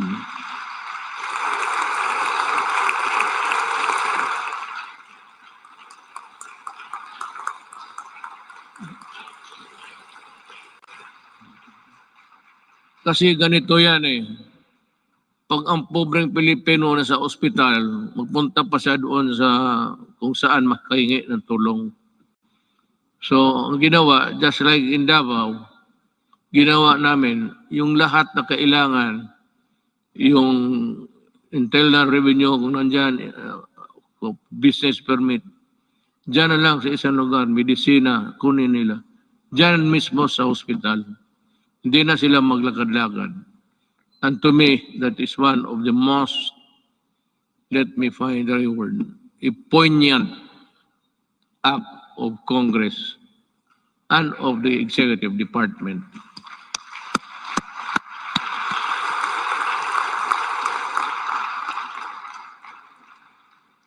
Legislation which was sponsored by Senator Bongo.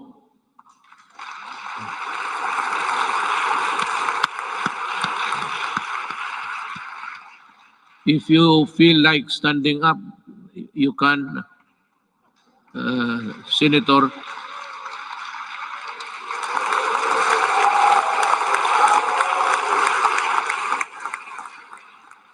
Masikat ka pa sa guest speaker.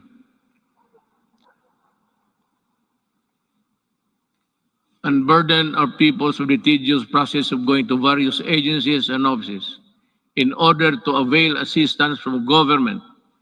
I am pleased to report that we have already established 130 Malasakit centers across the country. That has already helped millions of Filipinos in their hospitalization needs. By establishing Malasakit centers all over the country, we have actually leveled the playing field and provide our less fortunate countrymen the medical care they deserve. We will be establishing more.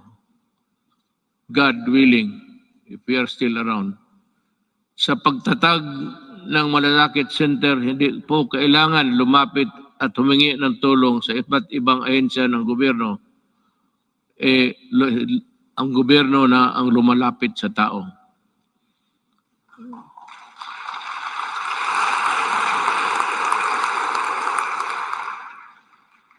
So, let us talk about COVID. It's mentioned everywhere in the speech, but what's this goddamn virus is? I have to admit, back when I decided to answer your call and run for higher office, never did I imagine that my presidency would not only be judged by how I made good in my campaign promises in fighting illegal drugs, criminality, corruption, but how well I led our nation during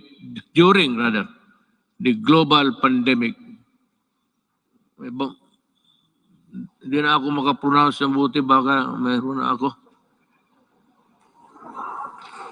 May ambulansya ba dyan? Mukhang iba na ang... I cannot pronounce the words. I hope this is not a symptomatic. Prior to the pandemic, we recorded our lowest debt to GDP ratio since 1986, the highest revenue effort since 1997, the highest credit rating in the country's history, yung sa bangko. Because if your rating is high, it's easy to borrow at maliit lang ang interest. That is the dynamics of a rating by Fitch and Poor, mga ganon. So, and the lowest rates of unemployment and underemployment and poverty, well, it's still there. It is beyond dispute that our economic governance fundamentals were robust when COVID-19 hit us. I'm sure that much can be said about the way we took on the daunting challenge of preserving lives while sustaining our momentum towards the developmental. Dito na lang ako.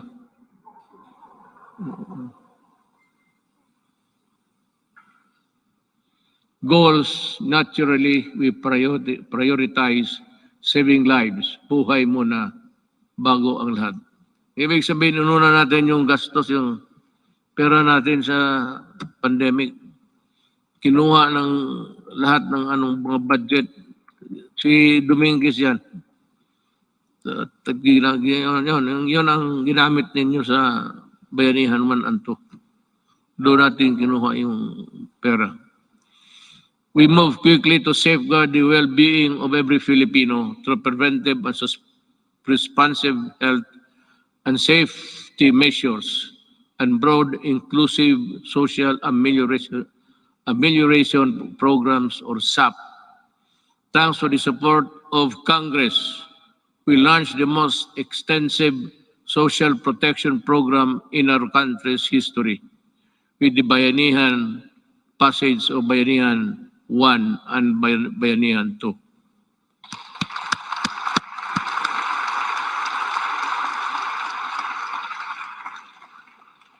Indeed, our national health system and the resilience which were tested to the health, countless lessons we learned and continuously improvements put in place. Kahit anong crisis ay kaya malampasan kung tunay na may malasakit at bayanihan. I agree. At the early stages of the pandemic, our testing capacity was very limited. Recognizing the importance of conducting more tests to ensure early detection and timely isolation of confirmed COVID-19 cases, we ramped up our testing capacity. We now have more than 260 accredited laboratories nationwide, which is still capable of conducting at least 50,000 tests daily. All regions now can conduct their own COVID-19 tests. To take care of mild and asymptomatic cases, we established over 9,000 temporary treatment and monitoring facilities across the country, with a total bed capacity of more than 140,000.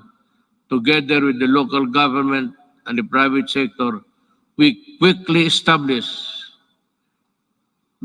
mega quarantine facilities that could accommodate more cases. Modular hospitals and quarantine facilities have also been established nationwide, especially in Metro Manila.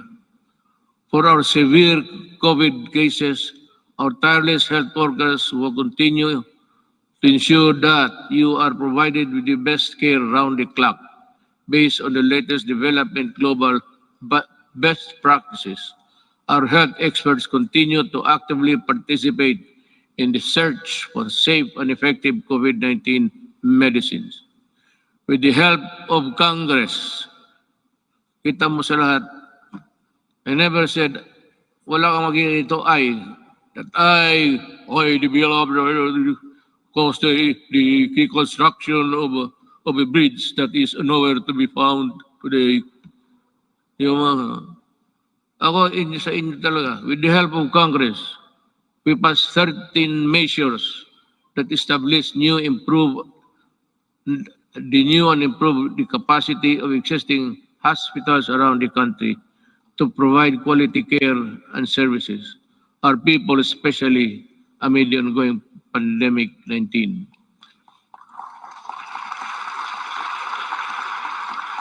This includes establishing new medical facilities in Mandaluyong City, Bacolod, and Davao Occidental, increasing bed capacities to existing health facilities. In Quezon City, Ilocos Sur, La Union, and Palawan, the upgrading of health facilities in that area to include Leyte.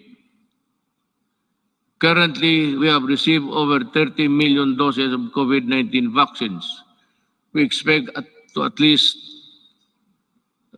receive 36 million vaccines this month, and in August, we have inoculated more than 7 million Filipinos which have received the first dose,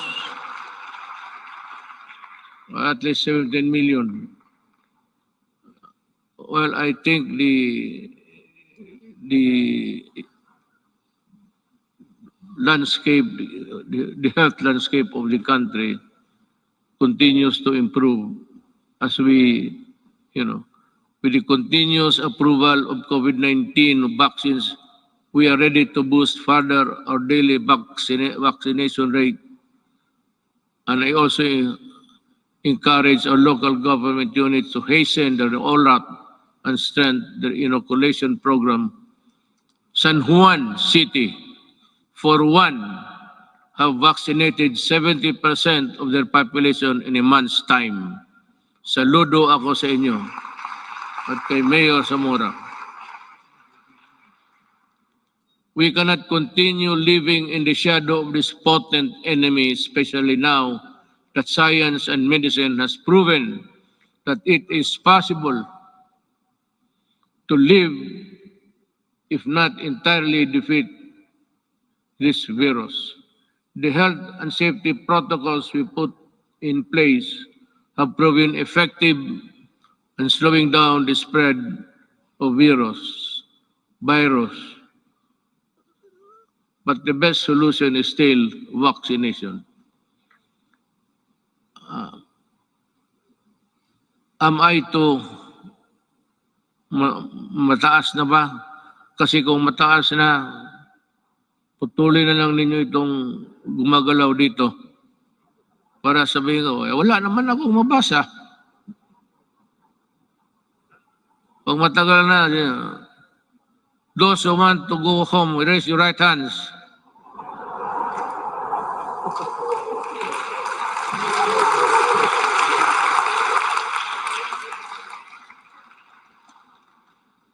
Pati si Monsignor, wag taas niya kamay niya. That is why I implore our countrymen who are now in the list of sectors to be inoculated to get vaccinated now. And to those who received their first doses, please return for your second shot. I also ask for patience for those who are next in line to receive vaccine. More and more COVID-19 vaccines are arriving each week, and you will soon have your turn. Corollary to this, it is high time that clear and precise uniform protocol and guidelines are issued in anticipation to the vaccination of more Filipinos and the steady reopening of our society. You know, pagpasensya ninyo ako, I ask, I beg your kind indulgence. But I have to say, to talk about something which would affect us all. It seems that this government is too far away from the people. Yung serbisyo talaga na totoo. Nung isang araw nakita ko, I don't have to know what place was that. Ang mga tao nakapila. And they say that they were there at 4 o'clock. Lumalakas yung ulan, sa payong lang sila. So nanonood ako sa report because I listen to the report every morning. Makukuha mo sa mga radio station yan eh. So I was having breakfast. I was listening to their TV. At nakita ko yung mga tao nakapila doon, malakas ang ulan. Sabi ko,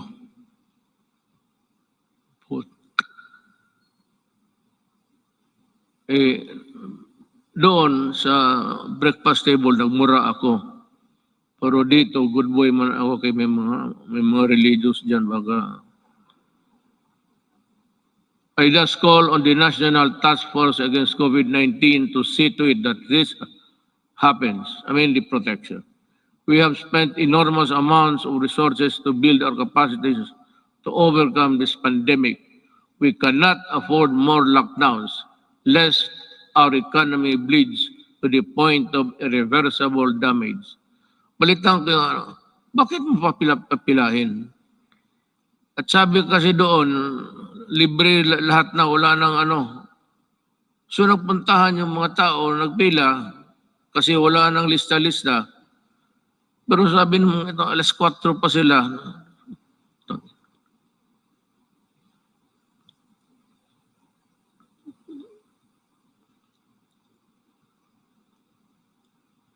Hindi lang ako pwedeng alam mo sa totoo lang, hindi naman ako nagyayabang. I'm just an ordinary Filipino citizen. Just like you, I get hurt when people are nearly almost brutalized. Bakit hindi ka magkuha? It's rain time. Malakas ang monsoon, southwest monsoon, dumadaan talaga sa Pilipinas. Gamitin mo utak mo, you should look for a gym. At bigyan mo lahat ng tao ng number. Hanggang dito lang po dito. Hanggang dito lang tayo, balik kayo itong bukas from 15 to 20, kayo na naman bukas. Bigyan mo lang card. Prepare a card where you can, the marshal will go around the queuing na, bakit mo, hindi ko maintindihan, this media, hindi ko maintindihan, bakit gawain mo yan sa Pilipino? Yan ang tinatanong ko. Why do you have to do it to the Filipino? You can always, maghanap ka ng, there's always a gymnasium. Mga eskwelahan, walang klase ngayon. Bakit hindi mo gamitin doon? Bakit ka maghanap ng isang tarantado?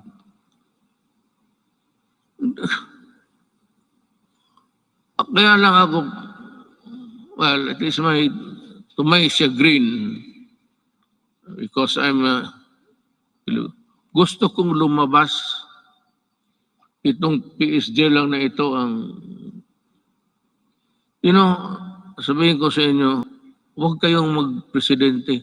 Wala talagang, sabihin ko, maliit ang sweldo. Wala ka. If you're not there really for the, mag-corrupt ka dyan, well, it would make you a billionaire overnight. But kung magtrabaho ka lang ng ganito, ako presidente, gusto kong lumabas doon, sabihin ko, hoy mga, bakit ganito to? Bakit ganon kayo ka stupido?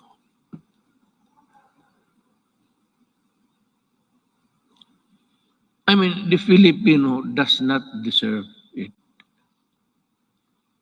Even if they are not paying taxes. Because the theory of government is that all money belongs to the people. And the money is there. It belongs to all of us. And it should be used for public good. But what is the use of public good if you are not good and stupid? So, ganun ang mangyayari sa Pilipino. I'm just letting off my... Kasi kung hindi lang talaga bawal, itong PSG hindi ako pinapalabas. Magsabi ko magpunta ako na, sir, hindi pwede yan, hindi pwede. Kulong talaga ako. Magpresidente ka, sa totoo lang, you are a prisoner. You are brought here, kunyari ka pa, di chopper ka, di gwardya, patos uwi ka doon sa bahay mo. Tapos hindi ka na makalabas. Priso ka talaga. Tawagin mo security, yung gusto kong pumunta, sir, pasensya na. Tapos paggalitan mo, sabihin mo, sir, ang authority namin does not come from you. It comes from a law. So, kami ang masunod. Talaga, sige ka pirma, bunch of papers, you read it hanggang umaga, trabaho ka. Sweldo mo, ganun lang. Just give me 219,000. Tapos ganun ang trabaho. Mag-isa ko. Butit ngayon, kaya nandito yung asawa ko at dito yung anak ko. Nabubuhay yung loob ko, mag-uwi ako sa bahay ngayon. Looking forward. Today is my last State of the Nation address. But this is by no means my swan song. I shall never cease to implore Congress to pass vital and critical legislation as well as to push the entire government to ensure nothing less than the full recovery and revitalization of our country. But to do this, it is necessary for us to first overcome the crippling fear, anxiety, and uncertainty that was caused by the threat of the COVID-19 virus. Well, I really do not know what to do. I have to listen to the task force. This is a group of people volunteering to be a collective advisor or that would give you the advice collectively, we put it that way, na sila ang magsabi. And we're just waiting for the word. I am referring to COVID-D, Delta. It is rampaging now in Indonesia, Thailand, India, and many parts of Asia. And ang sabi doon sa the Western medicine says that it is far more aggressive and far more dangerous, and it can cause death easily than the COVID-19 original. So this is as good as any other time to say it. If says that it is really dangerous, you have to go back to lockdown. If there are many people in other parts of the world killing as many then Delta, if ever it will spread. We have it here now. I hope it will not go any further. But if something wrong happens, I'll have to be strict. And I have now my word that there will be, just like what happened in the early days. Kung ganon ang COVID, saan tayo pupunta? And if it requires a new vaccine, we do not have it yet. I don't know what, maybe we'll just have to pray for salvation. Sabihin natin, Diyos, we have done everything, but this time we are really put hard on these things that happen. Rest assured, we will exert every effort to ensure the lost livelihood of our affected countrymen. I have recently signed an executive order creating a task force that will shepherd the country's national recovery employment recovery strategy. The task force recently partnered with the Employers Federation of the Philippines to implement the reforms Rebound and Recover program that aims to vaccinate qualified workers to fill in more than 1 million jobs. These jobs will be created by business association in the fields of construction, information, technology, POP, and electronic to our business association. Thank you for joining in our effort to bring back lost income opportunities for our workforce. Another important component of our employment recovery strategy is the retooling of our workers to prepare them to better job opportunities. Since the start of the community quarantine, over 1.5 million availed of the TESDA's free online training program. I am directing the National Employment Recovery Strategy Task Force, particularly TESDA, to ensure the upskilling of our workers and increase their employability. I expect the task force to work double time, not only to recoup job losses, but more importantly, to rehabilitate the economy and help our hardest hit sectors. Through COVID-19 assistance, to start enterprises or CARES program, we released 988 million pesos worth of loans to over 14,000 enterprises. Bayanihan 1 and Bayanihan 2 released 2.9 billion pesos worth of loans to over 12,000 enterprises, including our displaced OFW enterprises in the tourism sector, to help them start or sustain their business amid the pandemic. Along this line, I would like to renew my call to Congress to immediately pass the amendments of priority legislative measures such as the Foreign Investments Act, the Public Service Act, and the Retail and Trade Liberalization Act.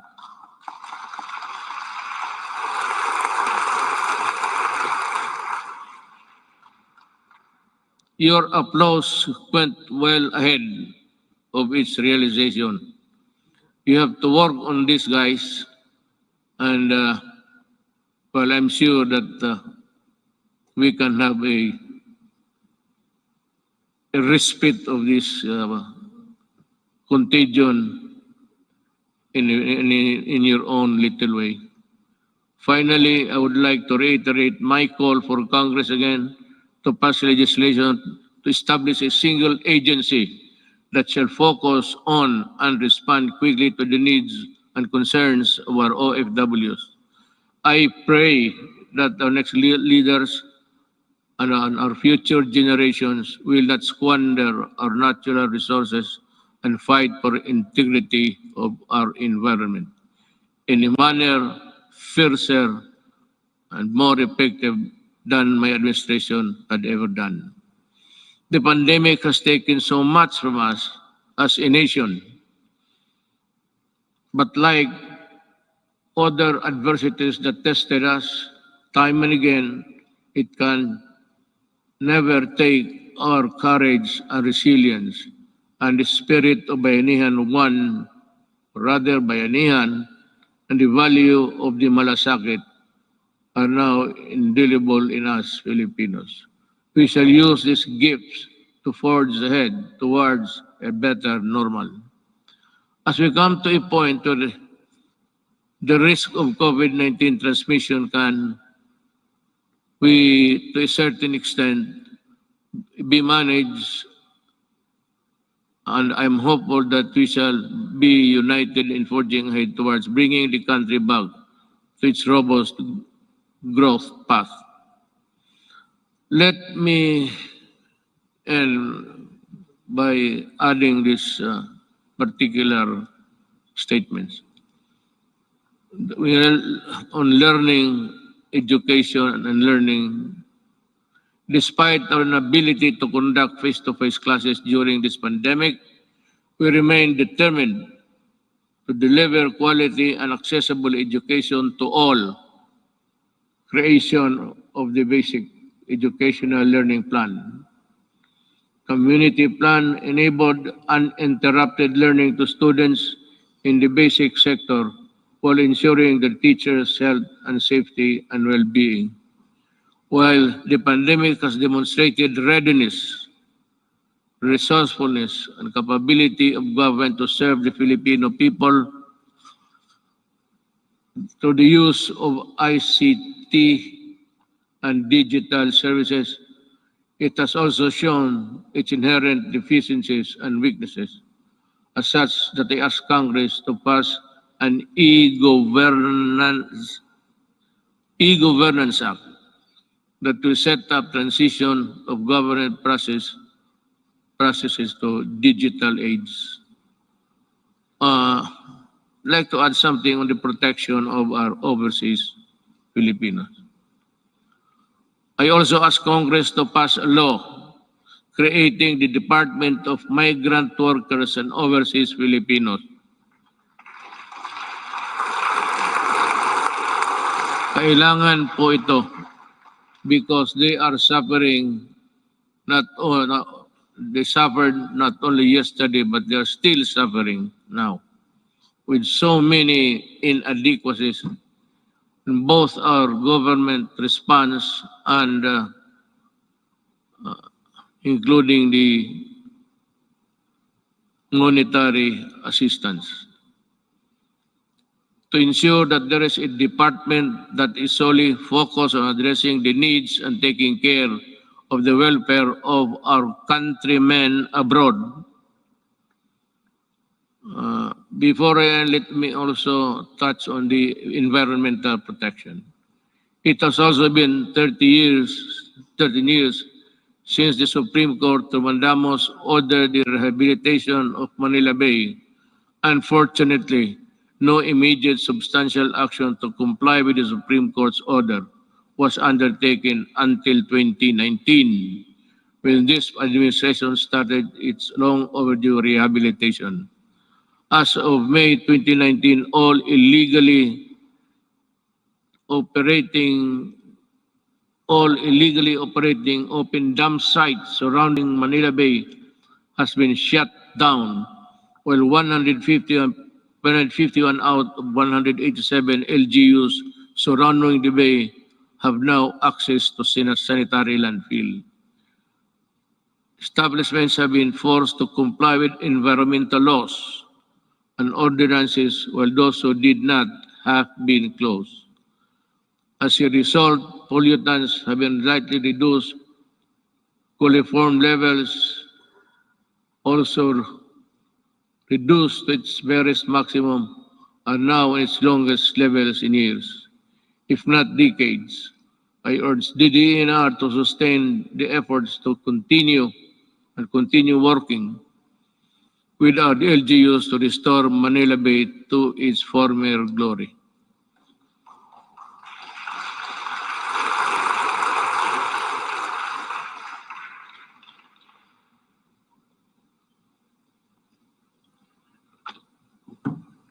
You know, just one little thing before we end.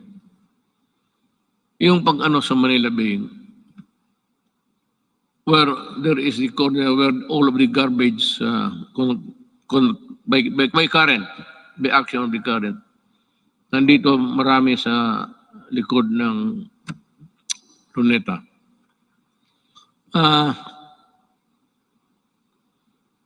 Ginawa natin yan at nilagay tayo itong yung puting basto na which is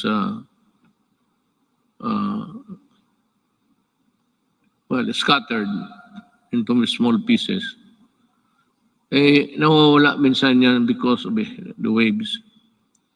So every now and then, we still have to replenish because we cannot change the nature of our shores.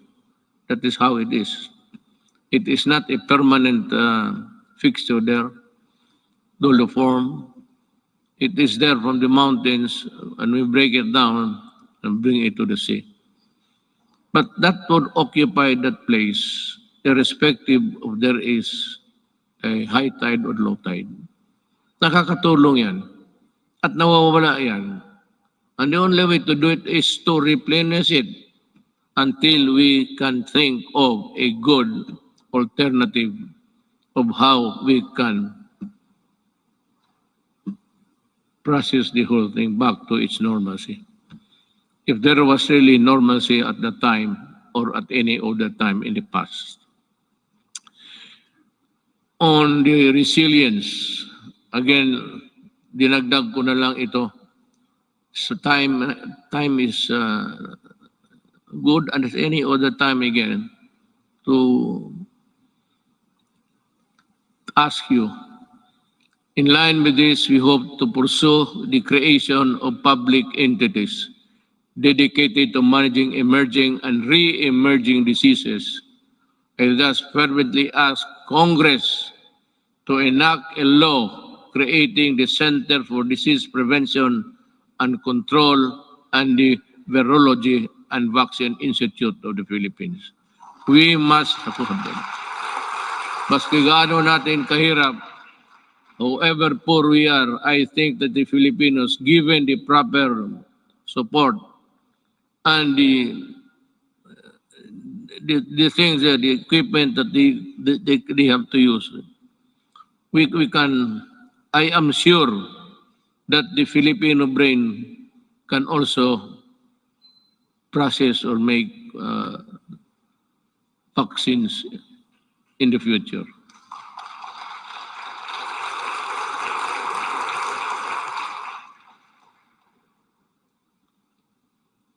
Tapos na po yan, ma'am. I ask Congress to pass the Disaster Resilience Act that will create the Department of Disaster Resilience.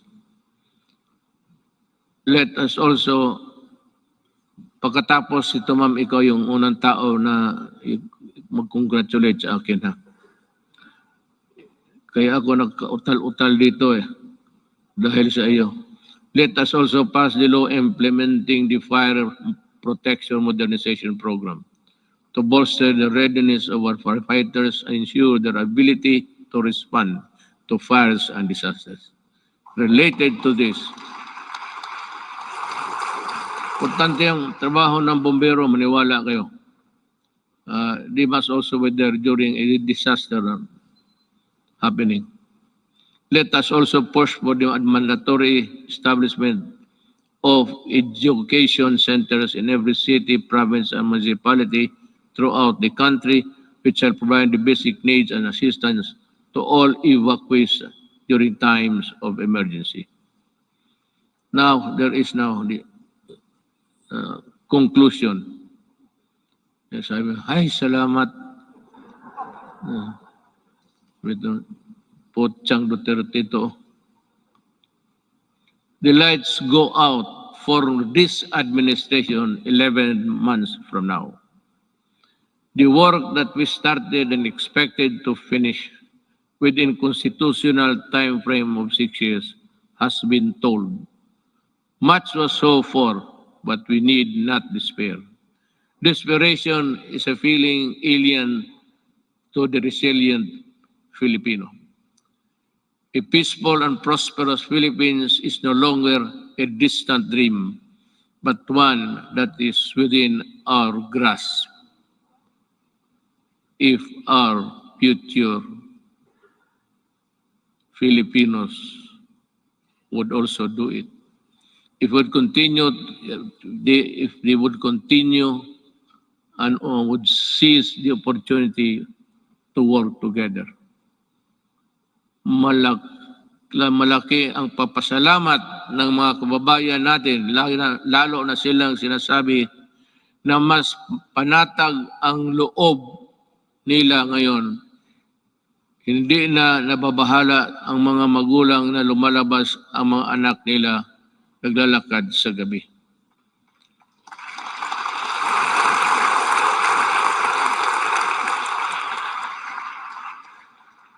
I will not elaborate on anything. You can draw your conclusion. Alam mo, when the Filipino, a father, a mother, or a child naglalakad sa gabi at siya ay gaya ng iba, even in America, you go into the inner cities of LA and New York, sa Washington DC, there's a corner there, they say, do not go there because you'll not come out alive. Ganon, kung hindi maglakad na sila, puro takot na lang ang nasa loob nila, ma-hold up sa jeep, tapos pati yung taga-ombudsman na buntis, patay pa, pati yung bata sa loob ng tiyan. But just to get the money to buy shabu. Because when the monkey is riding on your back, yung katawan mo hindi mo na maano. That is why you need to higop, sip. Kailangan mo maghigop at kailangan mong pumatay pag wala kang pera. Hindi naman talagang papatay. Maybe not. The mind is not ready for that. But in the struggle, you put up a struggle, if you have the owner of the money, talagang papatayin ka kung hindi mo ibigay. Yan ang ayaw ko. Kaya nung na-mayor ako sa Davao, ganito, mga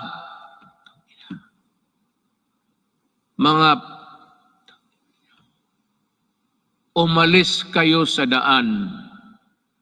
Yung daan, yung public transportation is for public good. Huwag mo silang takutin na magkanto pag-uwi. Nandyan, nagiinom man sa... Yan ang hilig ng Pilipino. Mag-inuman. Hindi mo malaman ang mga nag-uwi na babae, they have to take another route that would be longer because nandyan mga standby. So the streets are unsafe. Hold up, pinapatay. Sabi ko doon sa Davao na lang, magnala ako dito sa Maynila. Hindi naman talaga ako nakikialam dito. Pero alam nila, alam ng pulis kung ano ang gusto ko. Magprangkahan tayo. Sabi ko sa pulis, isauli mo yan. The roads, the highways are for law-abiding citizens of this country. Yung mga kriminal, yung mga, the dregs of society, wag ninyong gamitin yung mga daan, hindi para sa inyo yan. And I will see to it that you are not there. Be sure that when I pass by, I do not see you. Because if I see you, I will dance with you. Isauli ko. Kaya ngayon, medyo hindi naman talaga, but yung mga sales girl, mga shopping center, panatag na ang loob nila. At least chances of being mugged, murdered, and raped. Yan ang ayaw ko. Pag malayo, nakahigop na, kunin yung pera, hilain doon sa medyo maliit na mga grassy portion and rape. At papatayin. Yan ang hindi ko matanggap. Just like in Filipino sa Wikwing, I may be just a little bit crazier than the others. But that is what I am. Ayaw ko yung lalo na magsyabo ka. Tapos pasyal ka kung ano, wala kang makuhang pera, aakyat ka ng bahay. Just like that bank teller. It was raining so hard, just like the rains that we had experienced. It was pouring almost cuts and nails. Ang lakas talaga ng bagsak ng ulan. She went home to knock the door and pump the door loud. But ang parents nilang matanda niyang parents, hindi nakarinig. So anong ginawa nitong mga sa construction workers? Yeah, because diyan nga ako galit sa dugay. Nabibili nila mura. So it's 200, 300. Susuyupin nila. At pag nakasuyop ng droga yan, maghanap ng alkohol yan. Sigurado yan. Pag tama ng alcohol, pati yung ng droga, it shrinks the brain. Yung babae, she was just picked up and brought to the construction site near the house. Tapos ni-rape doon, pinatay, sinunog pa. Oh, yan ang hindi ko talaga maintindihan. I cannot recall yung bata na 3-year-old rapin mo. Ang problema nito, ang nakikita nila, ang patay ng mga kriminal. Well, how about the victims on the other side? Bakit hindi ninyo tignan and see what these criminals have done to our children, to our wives and daughters? May listahan kayo. Ang listahan ninyo doon sa namatay, hindi ba kayo maligaya niya, wala ng kriminal? Pero pag tinrin mo dito, ilan ang patay na inosente, pati pulis ko at sundalo na mamatay dyan. Baka akala ninyo kriminal lang. So that is my lamentations, and I just want you to hear. In my 5 years in office, we made real change in governance to the reforms we pursued. However, for this governance,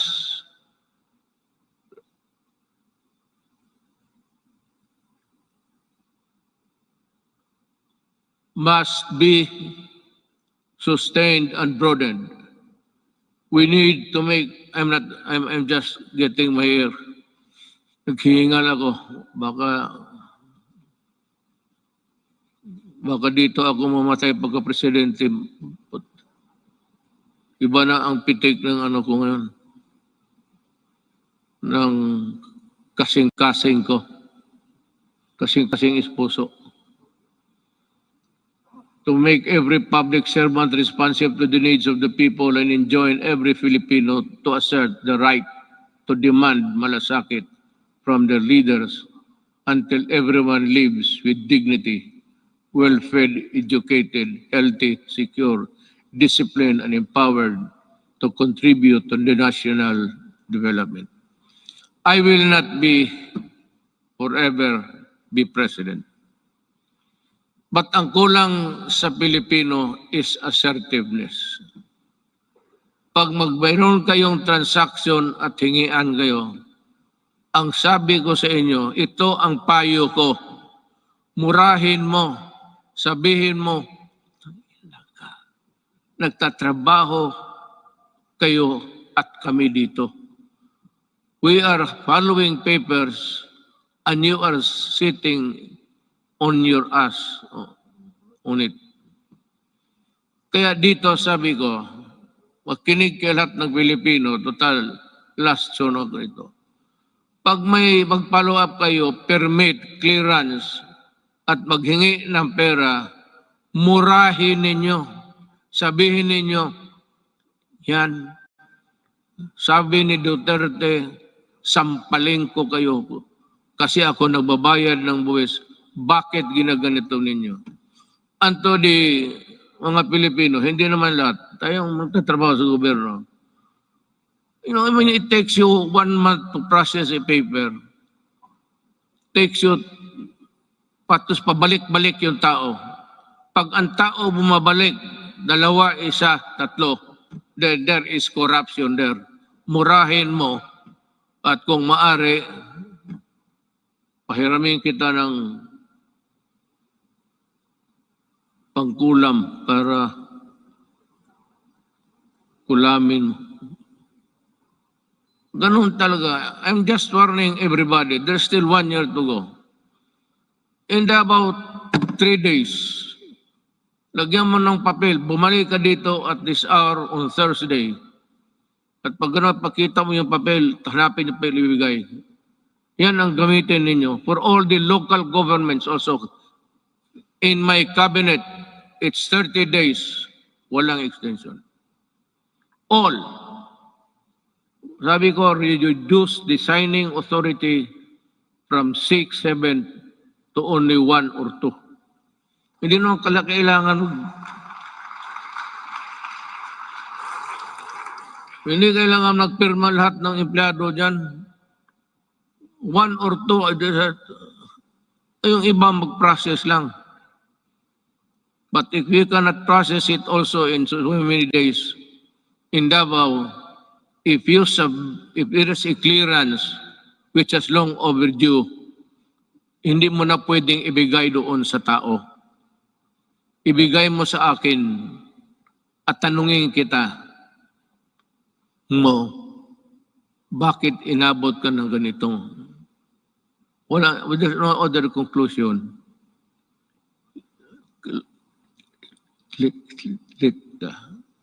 Corruption.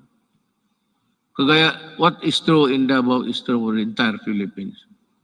Mabutit na rin yan, nakapagsalita ako ng freely with you. Total, last ko naman itong SONA. Mabuti ang malaman ng tao na ganon ang ginagawa nila. It's not there. Hindi man nila nilagay ang mga ganon na wala mang mura dyan. Be careful. This is... we need to fight and subdue narrow vested interests and ensure that our gains will benefit to the greater number of Filipinos, especially those who have the least in life. We have laid down the groundwork and are continuing to push for landmark reforms and key accomplishments to the last day of my term. I have full confidence that the Filipino spirit, pati ako nagmamadali na, naiihi na kanina pa eh.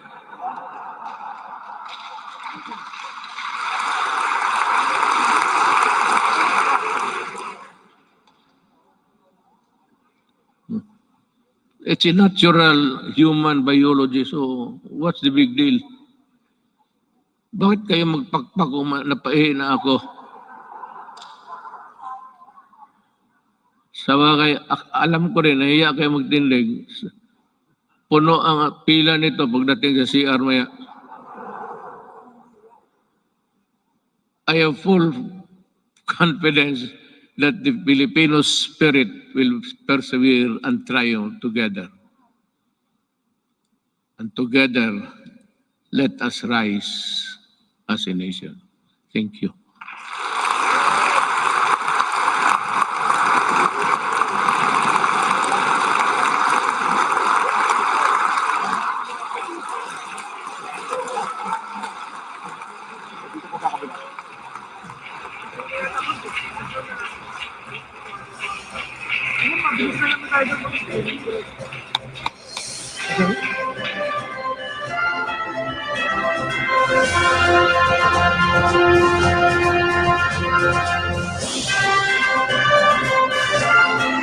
Ito po ang SONA, ang mensahe po ng Pangulong Duterte.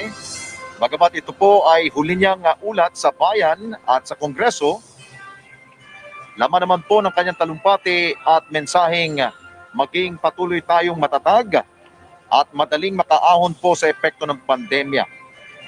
Courage and resiliency must remain in all Filipinos. Ito po yung mga katangian ng bawat isa sa atin. Nariyan ang gobyerno na patuloy po naaalalay sa panahon po ng pandemya. Joint session is hereby adjourned. At dito po nagtatapos po ang joint session ng 18th Congress. At napakinggan po ng bawat mambabatas ang naging atas ng ating pong Pangulong Duterte sa nalalabi pong 11 o 12 buwan ng kanyang panunungkulan na marami po siyang hinihiling sa ating pong Kongreso na ipasa ng mga batas na maaring makapagbibigay ng kaginhawaan para sa ating kababayan. Ika nga ng Pangulong Duterte, dreams and ambitions for a better life is really reachable. Depende ho yan sa gobyerno, sa kasulukuyang gobyerno natin. Ito ang kanyang nagawa. At magagawa pa sa nalalabing 1 taon. Ang ating po Pangulong Duterte ay lalapit na ho sa ilang po mga mababatas.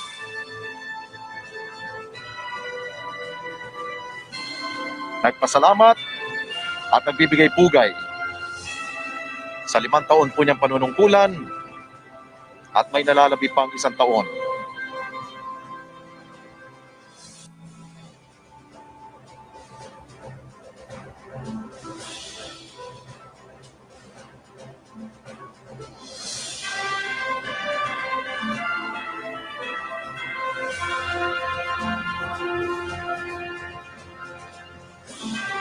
At mula rito sa plenary hall, ako po yung lingkod, Alex Santos.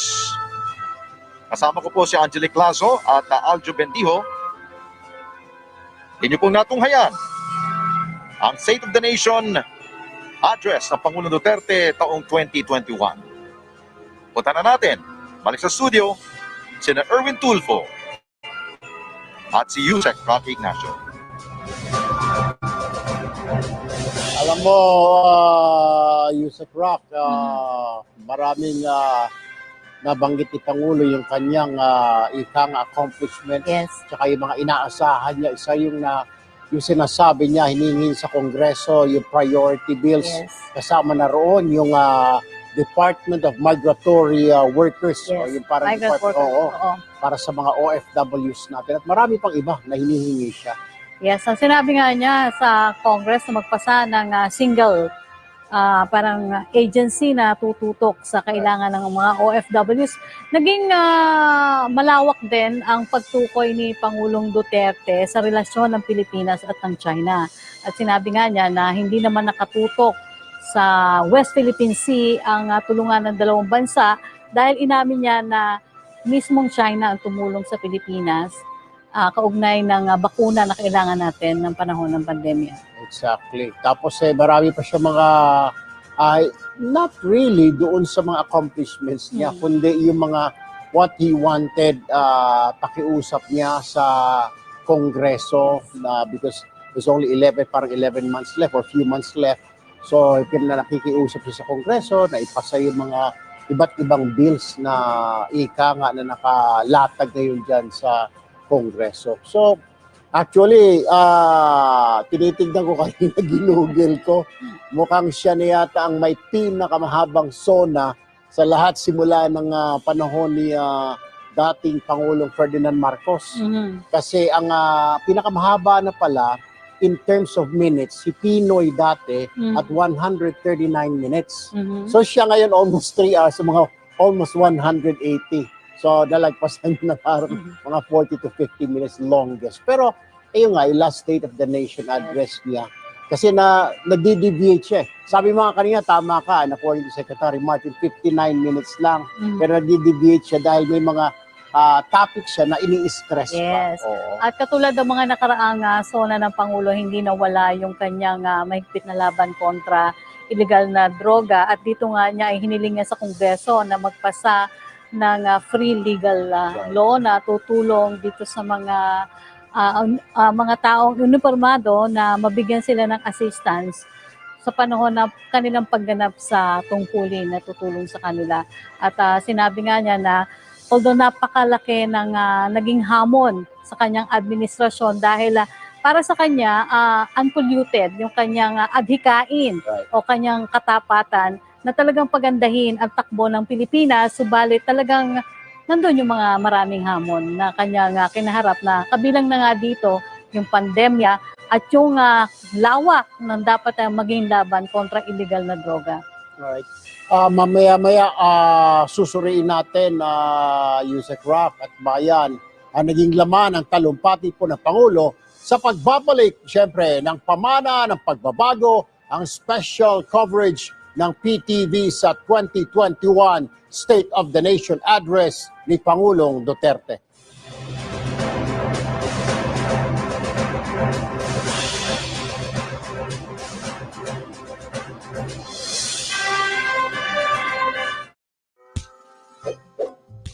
Ang MX3 ay mula sa mangosteen